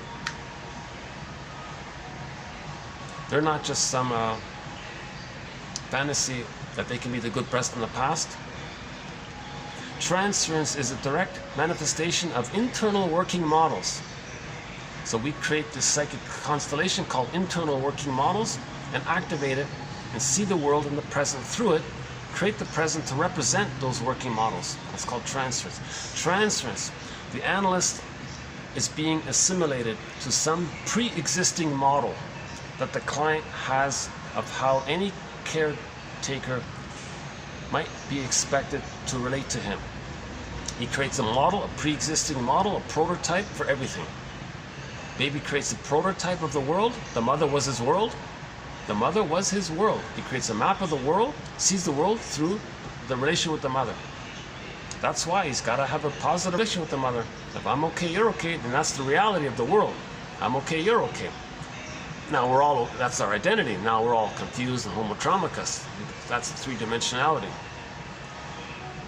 But we're still okay, we're still one family. We're all from Homo bodoensis. Unconscious fantasies constitute the substance matter of transference. So these memories are sometimes called unconscious fantasies or unconscious motivation. The mind of the part self-representations. They have little minds of their own. Unconscious fantasies constitute the substance matter of transference. So we're transferring, because of these old fantasies, old memories turning into fantasies. The interpretation of fantasy in the immediacy of the analytic situation is the key to achieve psychic change. So these fantasies are telling us about our memories, making us conscious. Detecting the existence of influential models of which the client may be partially or completely unaware, inviting the client to examine the models disclosed and to consider whether they continue to be valid. Really? People are people in the present, they have their lives. You still want to insist that they should be your mother in the past? Now, a very good quote is, if somebody in the present reminds you of the mother, now remember, the baby and the mother caused the neural networking. The mother caused neural networking. If somebody in the present reminds you of the mother, you're going to have that neural networking to that person, and you're going to be spellbound, bedazzled, love trance, puppy love, infatuation. You see, if somebody in the present, it's called transference love. It's getting dark here. Well, yeah, the lighting's not good here at night. Sorry about the lighting. If somebody, if a person in the present reminds a person of the mother, whereby that person's mother gave them the neural circuitry, they're going to assign the person as the present as being the one who caused their neural circuitry. Now they're hooked in with the mother. So the person in the present is like the baby and the mother now, but the person in the present isn't the mother that caused that circuitry. Hence the attachment to the person in the present is this spellbound, transfixed, I need you, you're everything. The way the baby speaks about the mother, mother, you're everything, you're all or nothing, I need you, can't live without you. Like in puppy transference love, again, there's a difference between regular abiding love, I'm okay, you're okay, fine wine, and this transference love. We did a 5-video special run, 25, oh boy, I forgot the numbers. We did a 5 videos. If you go to the coffee page, there's a link there to it. That quote about the neurochemistry, that's a key quote there from yesterday's video. Yeah, yesterday's video, the second one, that's a great quote. It explains a lot. It makes you understand why a person is so spellbound or hooked on to somebody. Because you're reliving the experience of baby and mother creating wiring together, and you're looking for the good wiring. So someone in the present reminds you of the mother, and now you're transferring that, you're reliving the whole thing. Hence the idea of the title play, I love you, you're perfect, now change. Give me my proper wiring. Be the good mother that I need in the past. Now the person in the present doing the same thing with the other one. So they're both competing. If they're not conscious, these marriages, these relationships rust out, become like sour milk, etc. Divorce, yeah. Okay, next one here. Transference, an interpersonal enactment of self and object representations, these are the memories, in the form of pressure unconsciously exerted by the subject on the other, so that the subject-other relationship conforms in some essential way to the self and object constellation depicted in the internalized relationship. This process has often been described in terms of projective identification. So we're trying to create in the present the model that we have and see the present through that model. So we have a model, we superimpose it on the present and try to squeeze people into it, kind of thing. Okay, next one here. Reenacting one's own traumas. Reenacting one's own traumas. Traumatized parents identify with their aggressors. Under the sway of repetition compulsion, they relive again and again, only this time they are in the aggressor's role. So the mother who was aggressed against by her mother, she becomes the aggressive grandmother for the victim. So the mother was a victim by her mother. In identification with the aggressor, she identifies with the aggressor. So when she has a baby, she's going to be the aggressor, not the victim, and shame the baby the way the mother shamed her. That's what that means. Burglar calls it negative magic gesture. Really? You think shaming your baby is going to somehow heal what happened to you in the nursery? Magical thinking, really? It's the magical thinking that we're still trying to save the mother. Be loyal to her. At the same time, we're attached to her, but we're loyal to her. While we're being loyal to her, being attached to her, and replaying, because of the mechanism to heal from trauma, we're still trying to save the mother, cure the mother, heal it. Back to Morton Keysen. Key point, Morton Keysen. K-I-S-S-E-N. We did 2 videos on that theory. Each partner at any given moment has a role for the other. Sorry about the lighting. Each partner at any given moment has a role for the other and unconsciously negotiates with the other to get him or her to respond in a particular way. And these roles are intimately bound up with what can be conceptualized as internal object relations. Internal object relations. Okay? Object relations theory is the study of the internalization of interpersonal relationships. Joseph Sandler, yeah. We did some good quotes from Joseph Sandler. The client has himself, consciously or unconsciously, engineered the dysfunctional, painful interaction with the mother in the present. So, let's analyze the client's contribution to his dysfunctional living. Psychoanalysis is a work system having as its task the resolution of unconscious conflicts that influence one's behavior. This resolution is a process of defining, deepening, interpreting, and working through over and over again the forms of these conflicts, the forms that these conflicts take in the transference and in the client's present and past life experience in interacting with others. So we're just bringing it to your attention again and again. You have this pattern. You learned it back then. That's why in the present you're doing this. The reason you're doing this in the present because you have this, because it's a pattern for you. You're trying to be aware. You learned it back then. It's a pattern in your life, and that's why, that's what your current behavior means. You link up the pattern with when it began, and to see a live, here and now, current example of it. He's got to catch himself live doing it. An example of the pattern, linking it to when it began. So that's called an interpretation. You link the pattern to when it began, so-called genetic, the source, and a live here and now example of it. So the shrink makes this triangle link called an interpretation.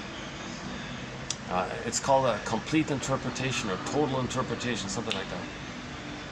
Psychoanalysis inevitably deals.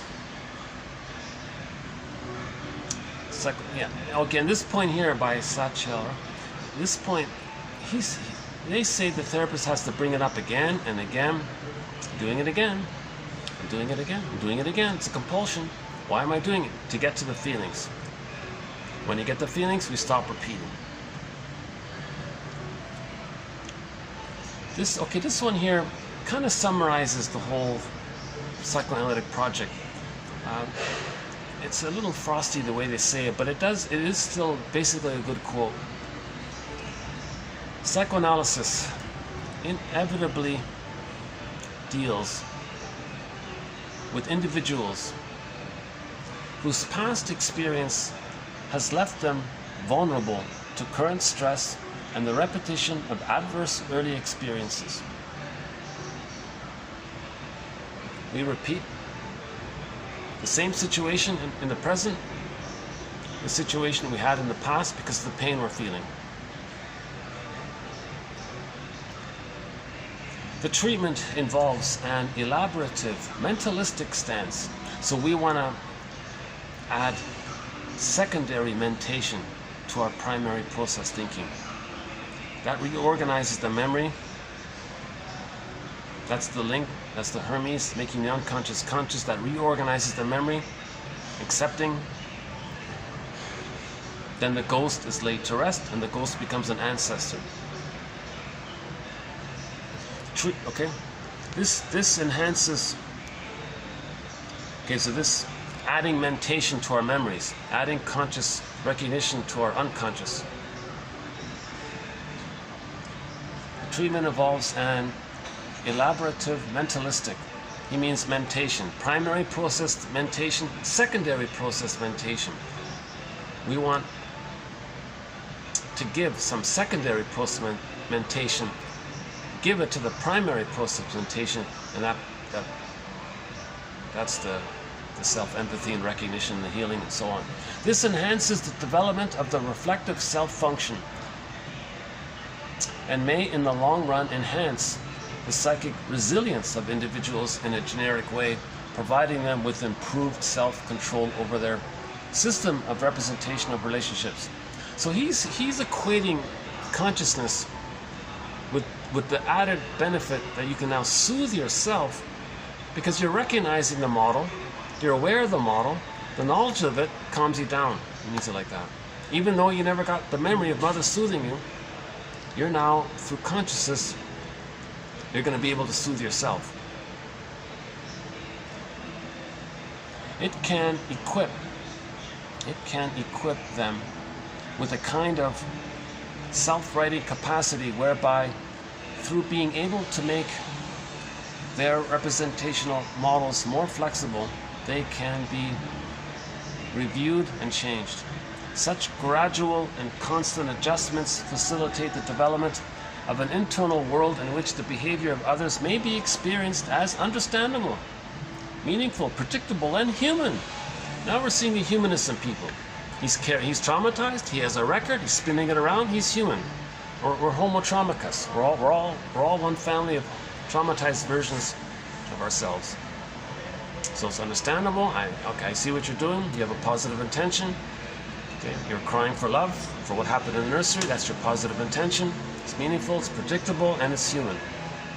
This reduces the need for the splitting of frightening and incoherent mental representations of mental states. Yeah, so if you understand people, you don't have to say, oh, either or. He's got a positive intention, he's wounded, he's trying to heal, he's crying for love. Again, everything's an act of love or a cry for love. The lighting's really bad here at night.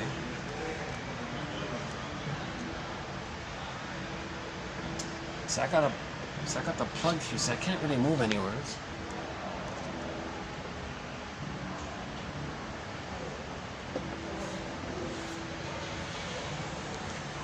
Well, sorry about the lighting, eh?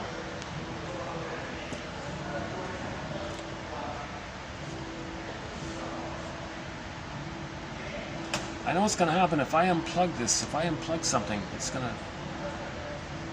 See, my problem is when a video stops because of battery, I lose the whole video. That's the problem. I've had two cases of that. Actually, 3.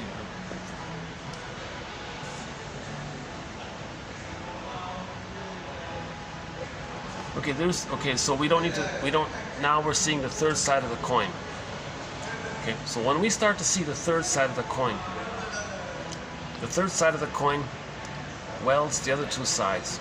It holds the other two sides. We see the two sides. The third side sees the two sides. That means we're not splitting anymore. That's called whole object relating.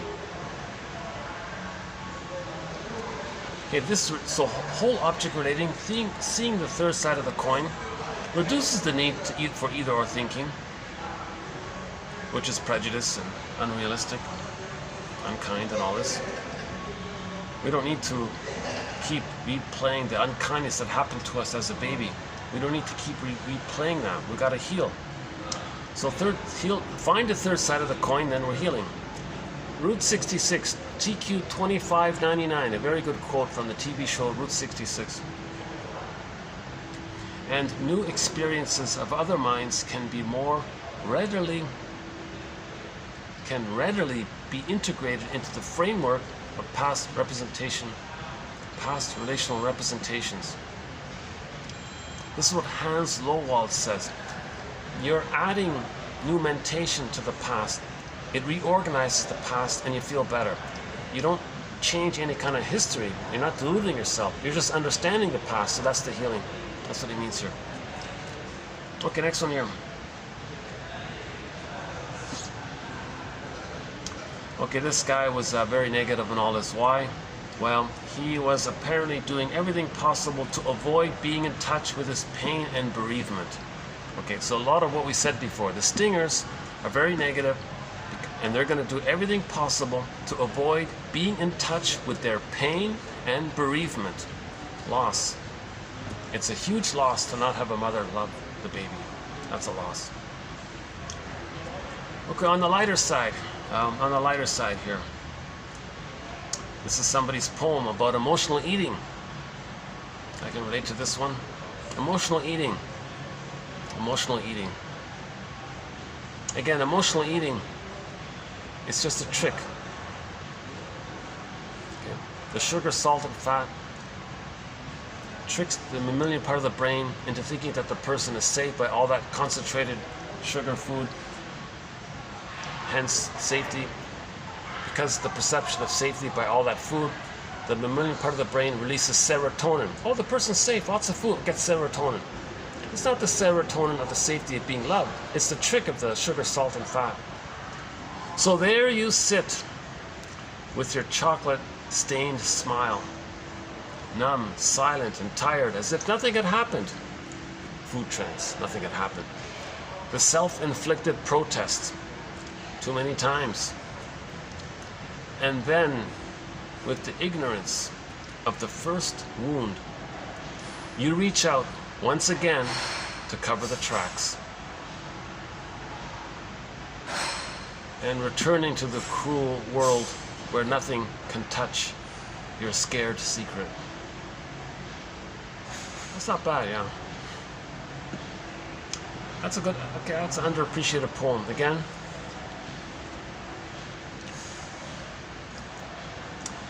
So there you sit. So there you sit with your chocolate-stained smile, numb, silent, and tired, as if nothing had happened. Food trance.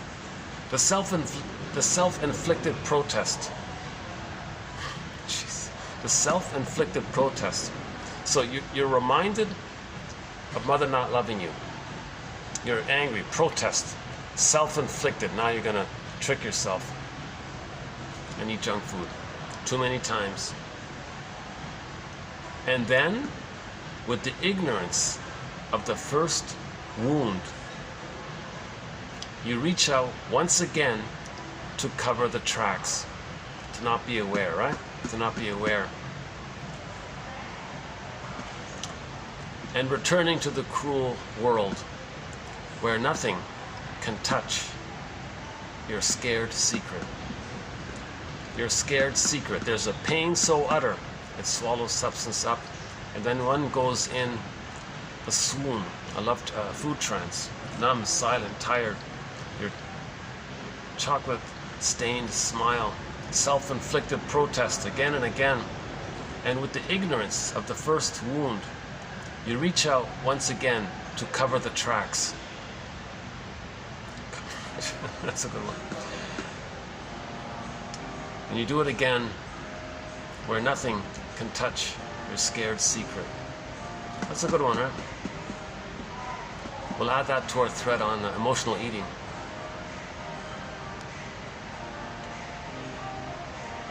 I mentioned in the last film, I talked a little bit about a film called That Uncertain Feeling.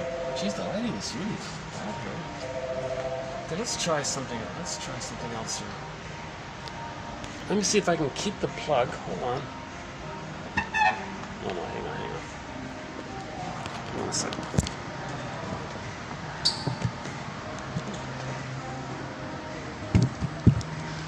Do I get the light this way?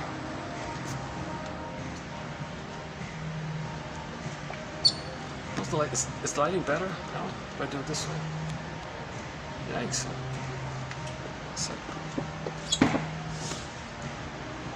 Is that better?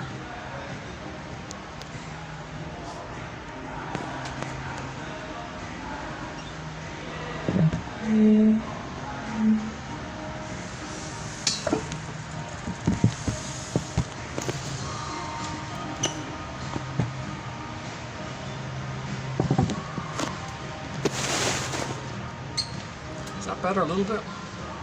Not really. Oh, we got the sparkly butterflies in the background. No.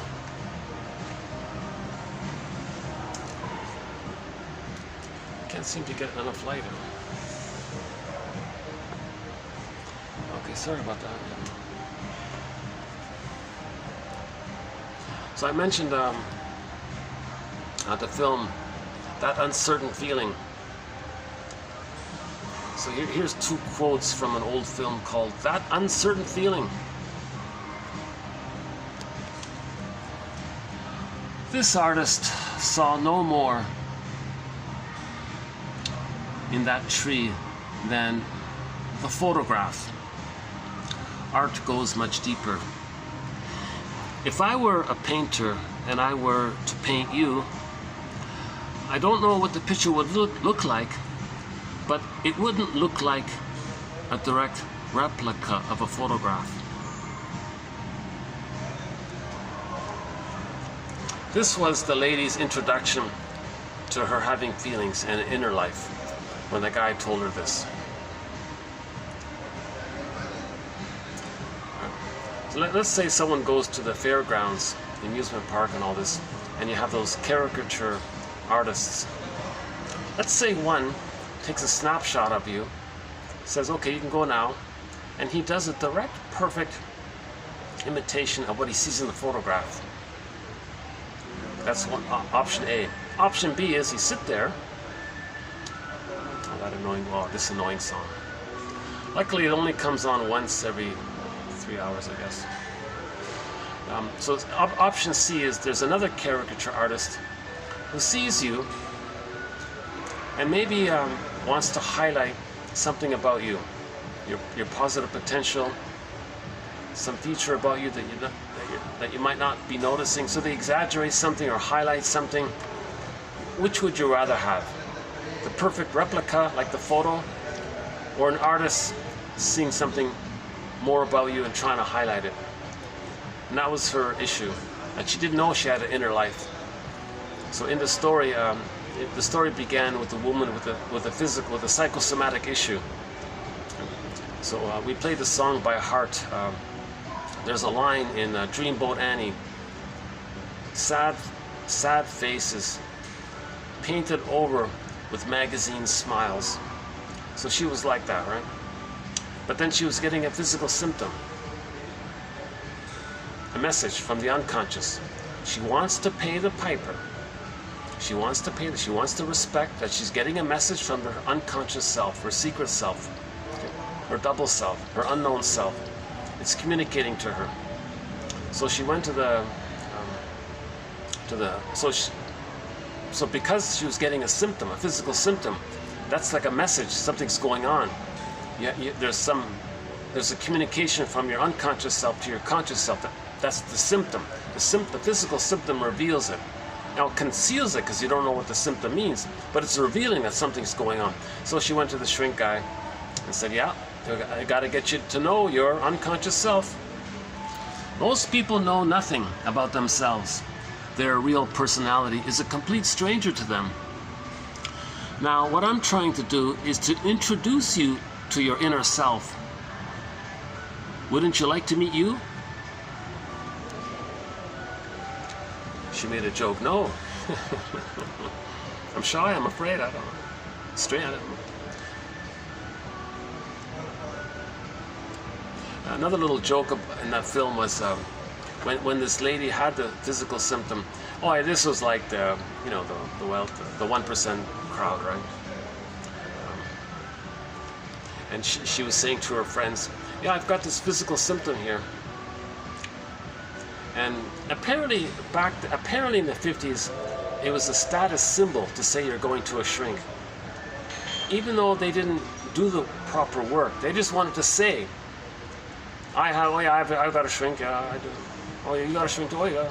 It's like a status symbol, like I've got the latest iPhone or something, I don't know, whatever it is, It didn't seem like they really were sincere about it. They just wanted the status symbol that it was fashionable to say they went to a shrink. So one lady, the main actress in the film, was saying to her friends, I got the psychosomatic symptom. And one of them said, oh yeah, we'll just go see the shrink. What? I don't want to see a psychoanalyst. Oh my God, that's awful. I don't want to do that. Oh, that's such middle class thinking of you. You're being so middle class. I thought, oh my God, you're kidding. So apparently the 1% has contempt for the middle class. I thought, really?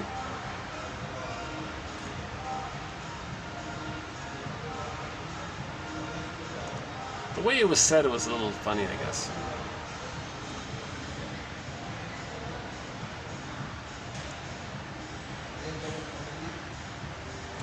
So the basic, it's not really worth it, with the lighting. It's not, I'm not getting... Well, I might as well go back to the way I was saying. Hold on a sec, let's return this then.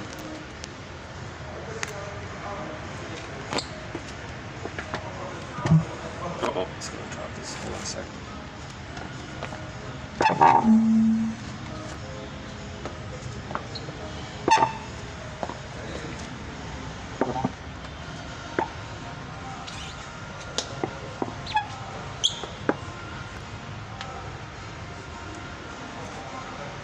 Still recording? Oh, good, okay.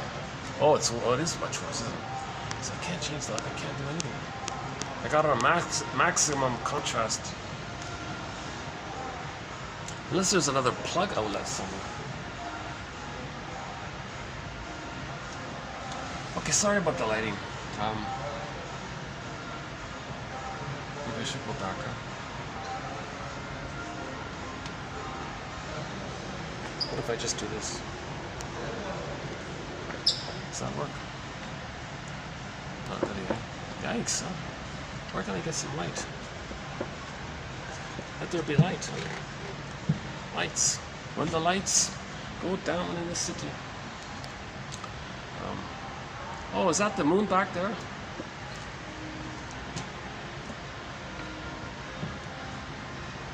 Let's try this for a bit.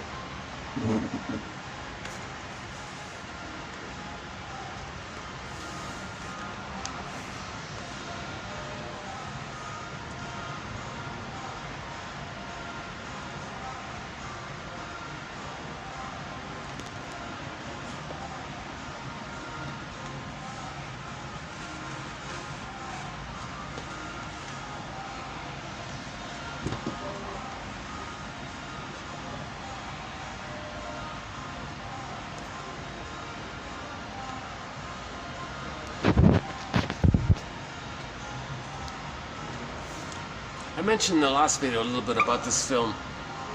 Although it wasn't like a great film or anything, it did make an interesting point. The positive intention of the film, although it was a little tedious and all that, but the positive intention wasn't bad. Think about the Phantom of the Opera story. The opera singer went into the basement, dialogue with that scary dude. That scary dude is a fantasy imagining of the singer's own traits.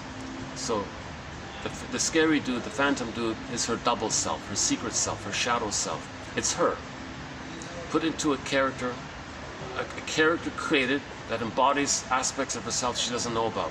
So the idea is that she wants to dialogue with the phantom character. Yeah, I guess I should go back to where it was,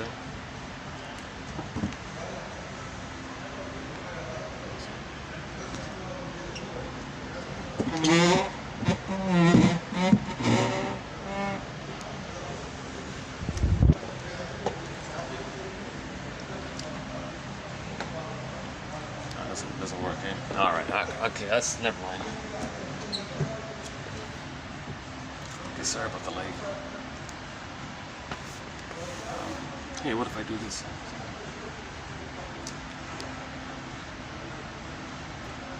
If I unplug this, it's going to shut out on me, isn't it?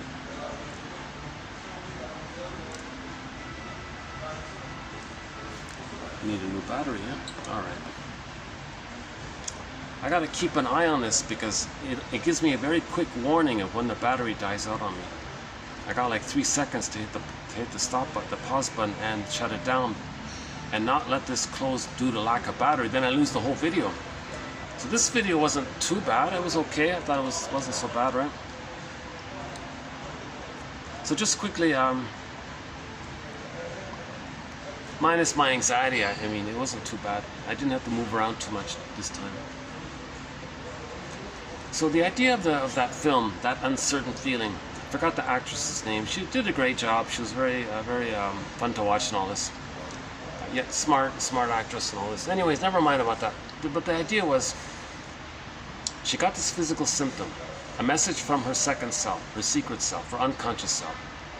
This is her inner life, her emotional life, her feeling self. Everything's repressed, everything's coming up. So she's getting a physical symptom. So this is like getting a message from her phantom character. So aspects about ourselves that we don't know is repressed. If we take them up, bundle them up, and put them in a fantasy character, that's called the double self. Okay. So the idea is to dialogue with the double self, knowing that that's us, and we get to know ourselves. This dialogue is like Hermes, little birds flying across. Okay, that's called paying the piper, respecting yourself. So you're getting to know yourself. A lot of the self is in the double self. As you reclaim and reintegrate aspects of yourself that you didn't know about, you feel more embodied, you make better sense. And that's why the singer, the Phantom of the Opera singer, when she went back on stage, she was a better singer. So she went into the basement, a symbol for unconscious, under, basement under. The scary dude is her double self.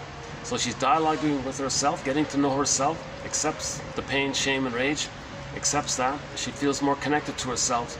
She makes more sense, hence she's a better singer. So she's doing sort of a similar thing in this film. So she went to the shrink guy and introduced her to the idea that there's a stranger, a part of you is like strange to you. You want to let's get to know him. Okay, and then the next main scene in the film was she meets this artist guy, this tortured, troubled artist guy. So he was the opposite of her because she was the cheerful, successful one, but she was miserable underneath. So she meets a guy who was miserable, like overtly miserable. So that's this tortured artist guy she meets. But she was curious about him. So it doesn't make sense. In normal life, she wouldn't be curious, but that's why it's a metaphor. She's that tortured artist guy is like a representation of her unknown self, her secret self, her inner life. He's expressing her inner life. So that's why she wanted to befriend the guy. So the whole film is about her getting to know this guy, befriending him, and you know, and he would say things like the painting, like this one about the painting. And so as she got to know this other guy, how he thought and about the feelings and things, and then her symptoms disappeared. The metaphor was, as we know ourselves, our symptoms resolve. Now, the unfortunate thing about that film was that character who played the tortured artist, he was kind of more annoying than... They meant him to be kind of quirky and eccentric and likable, but he was more kind of annoying. Because it didn't make sense why she would put up with this angry, brooding, rude guy. Right? So the fact that the film proceeded really emphasizes that's the purpose of the film, that she's trying to get to know herself, and that artist guy represented her shadow self, her secret self. So he's basically her double self. So she's dialoguing with him, similar to the singer dialoguing with the phantom character. So she's paying the piper, getting to know herself. In the self-help pop culture, this is called shadow work, owning your projections. That what you see in the other person, you're learning about yourself, right?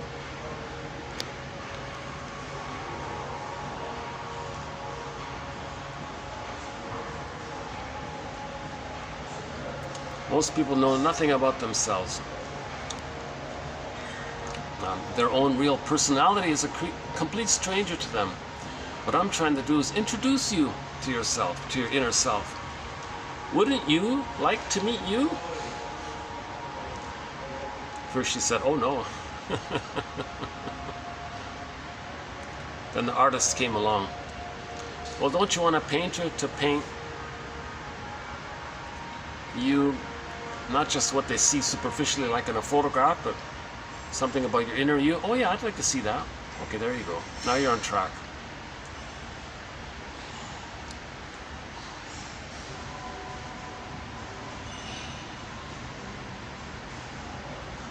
Let's do the poem again. So there you sit, with your chocolate-stained smile, numb, silent, tired, as if nothing had happened. The self-inflicted protest, too many times. And then, with the ignorance of the first wound, you reach out once again to cover the tracks. Because there's tracks, right? Something happened, something triggered you. Now you're feeling anxiety. You're reminded of how you were unloved, didn't get the sweetness. Those are you want to cover the tracks. Well, cover those tracks. Okay? Eat the cookie, cover the tracks. I don't want to know it, huh? You're doing it again where nothing can touch your scared secret.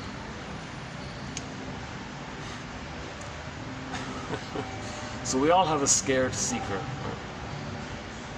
There's a pain so utter. What's that scared secret? Mother failed me. That's the scared secret. That the mother was psychotic from the baby's perception, as described earlier in this video. That's the scared secret. The mother was impinging, demanding, exploitative, didn't care, used the child, drained the child. That's the scared secret. But the truth will upset you free. Weave the basket, the egg will come back. Once the egg comes back, once the feelings come back, we stop repeating, we're all good. Then marriages become like fine wine. If we don't have our feelings, marriages often become like sour milk, they rust out, or at best just become very devitalized somehow.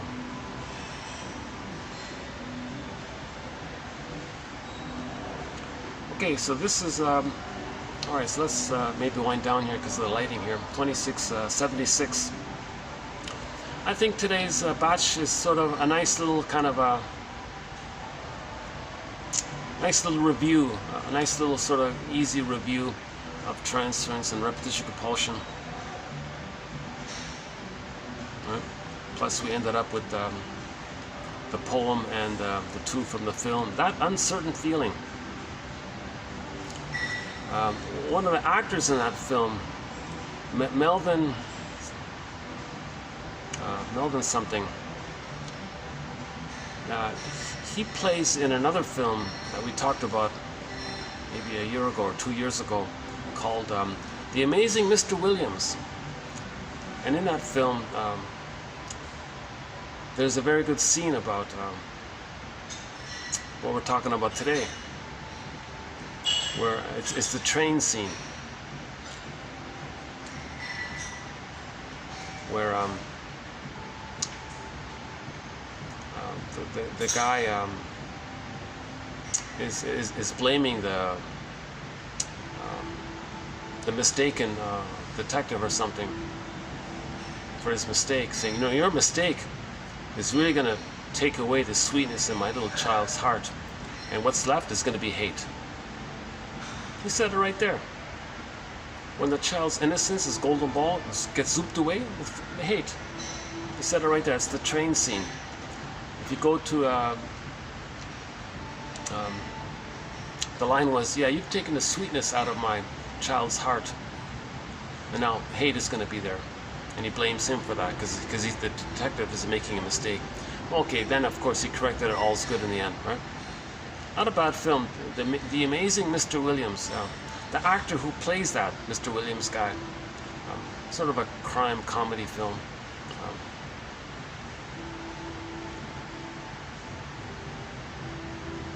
Yeah, that actor who played in that film also plays in this rom-com called That Uncertain Feeling. He played a lot of films, actually. I didn't know about this guy. He was one of the big names back in the 40s and 30s and 40s, I guess.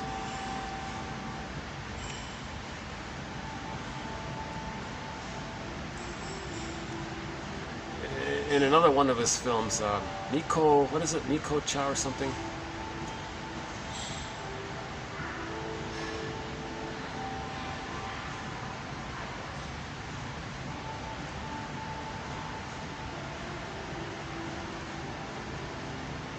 Yeah, he had a puppy love. He was infatuated with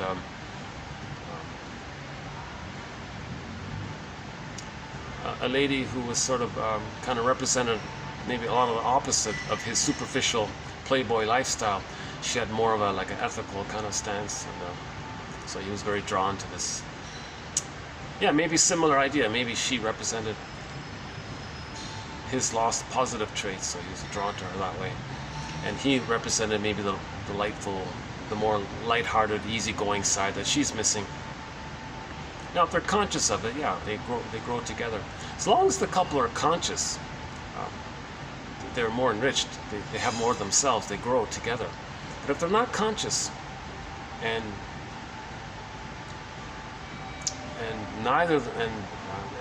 both of them have something other than I'm okay, you're okay, there'll be problems down the road.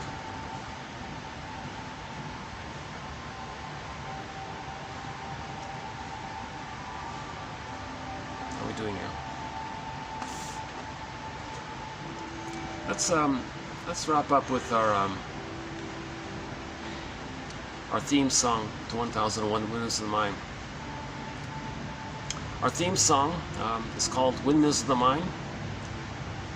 The German cover rendition of it by Katja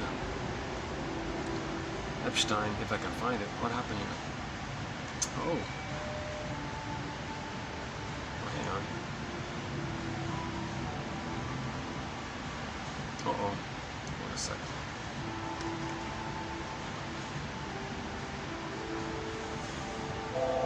Oh, here we go.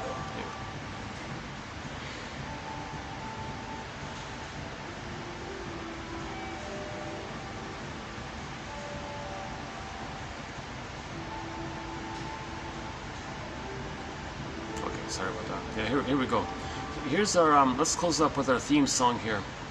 Windmills of the Mind by Katja Epstein.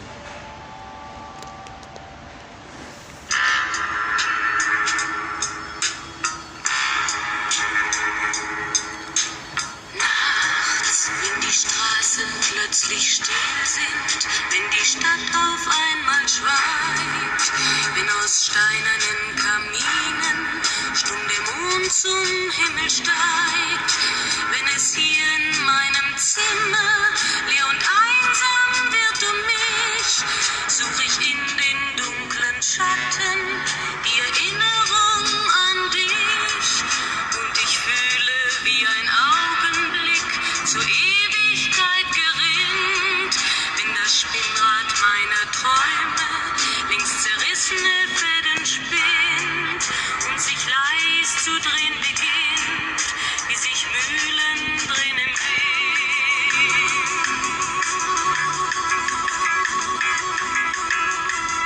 Und es kreisen die Gedanken ohne Anfang, ohne Ziel, wie die schnellen Wellen ringen, wenn ein Stein ins Wasser fiel, wie ein Kreisel, den die Peitsche übers Straßenpflaster treibt, wie Spiralen, die ein Adler in den Abendhimmel schreibt. Und ich fühle, wie ein Augenblick zur Ewigkeit gerinnt, wenn das Spinnrad meiner Träume links zerrissene Fäden spinnt und sich leis zu drehen beginnt, wie sich Mühlen drehen im Wind.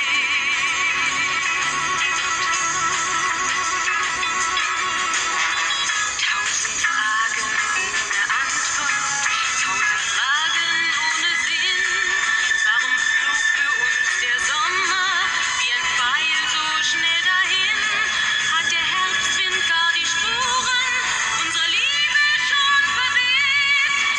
Wenn erst weiße Flocken fallen, ist es dann für uns zu spät. Sah ich eben nicht im Dunkel deinen Schatten an der Tür, hoffte für ein paar Sekunden, du kämst doch zurück zu mir. Doch warum sich selbst belügen? Längst ist meinem Herzen klar, dass der Pulsschlag dieser Hoffnung nur mein eigener Schatten war.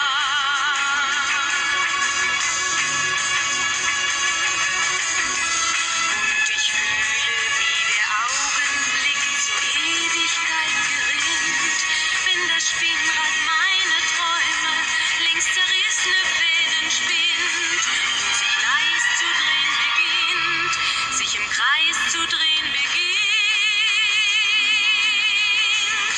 wie sich Mühlen drehen im Wind,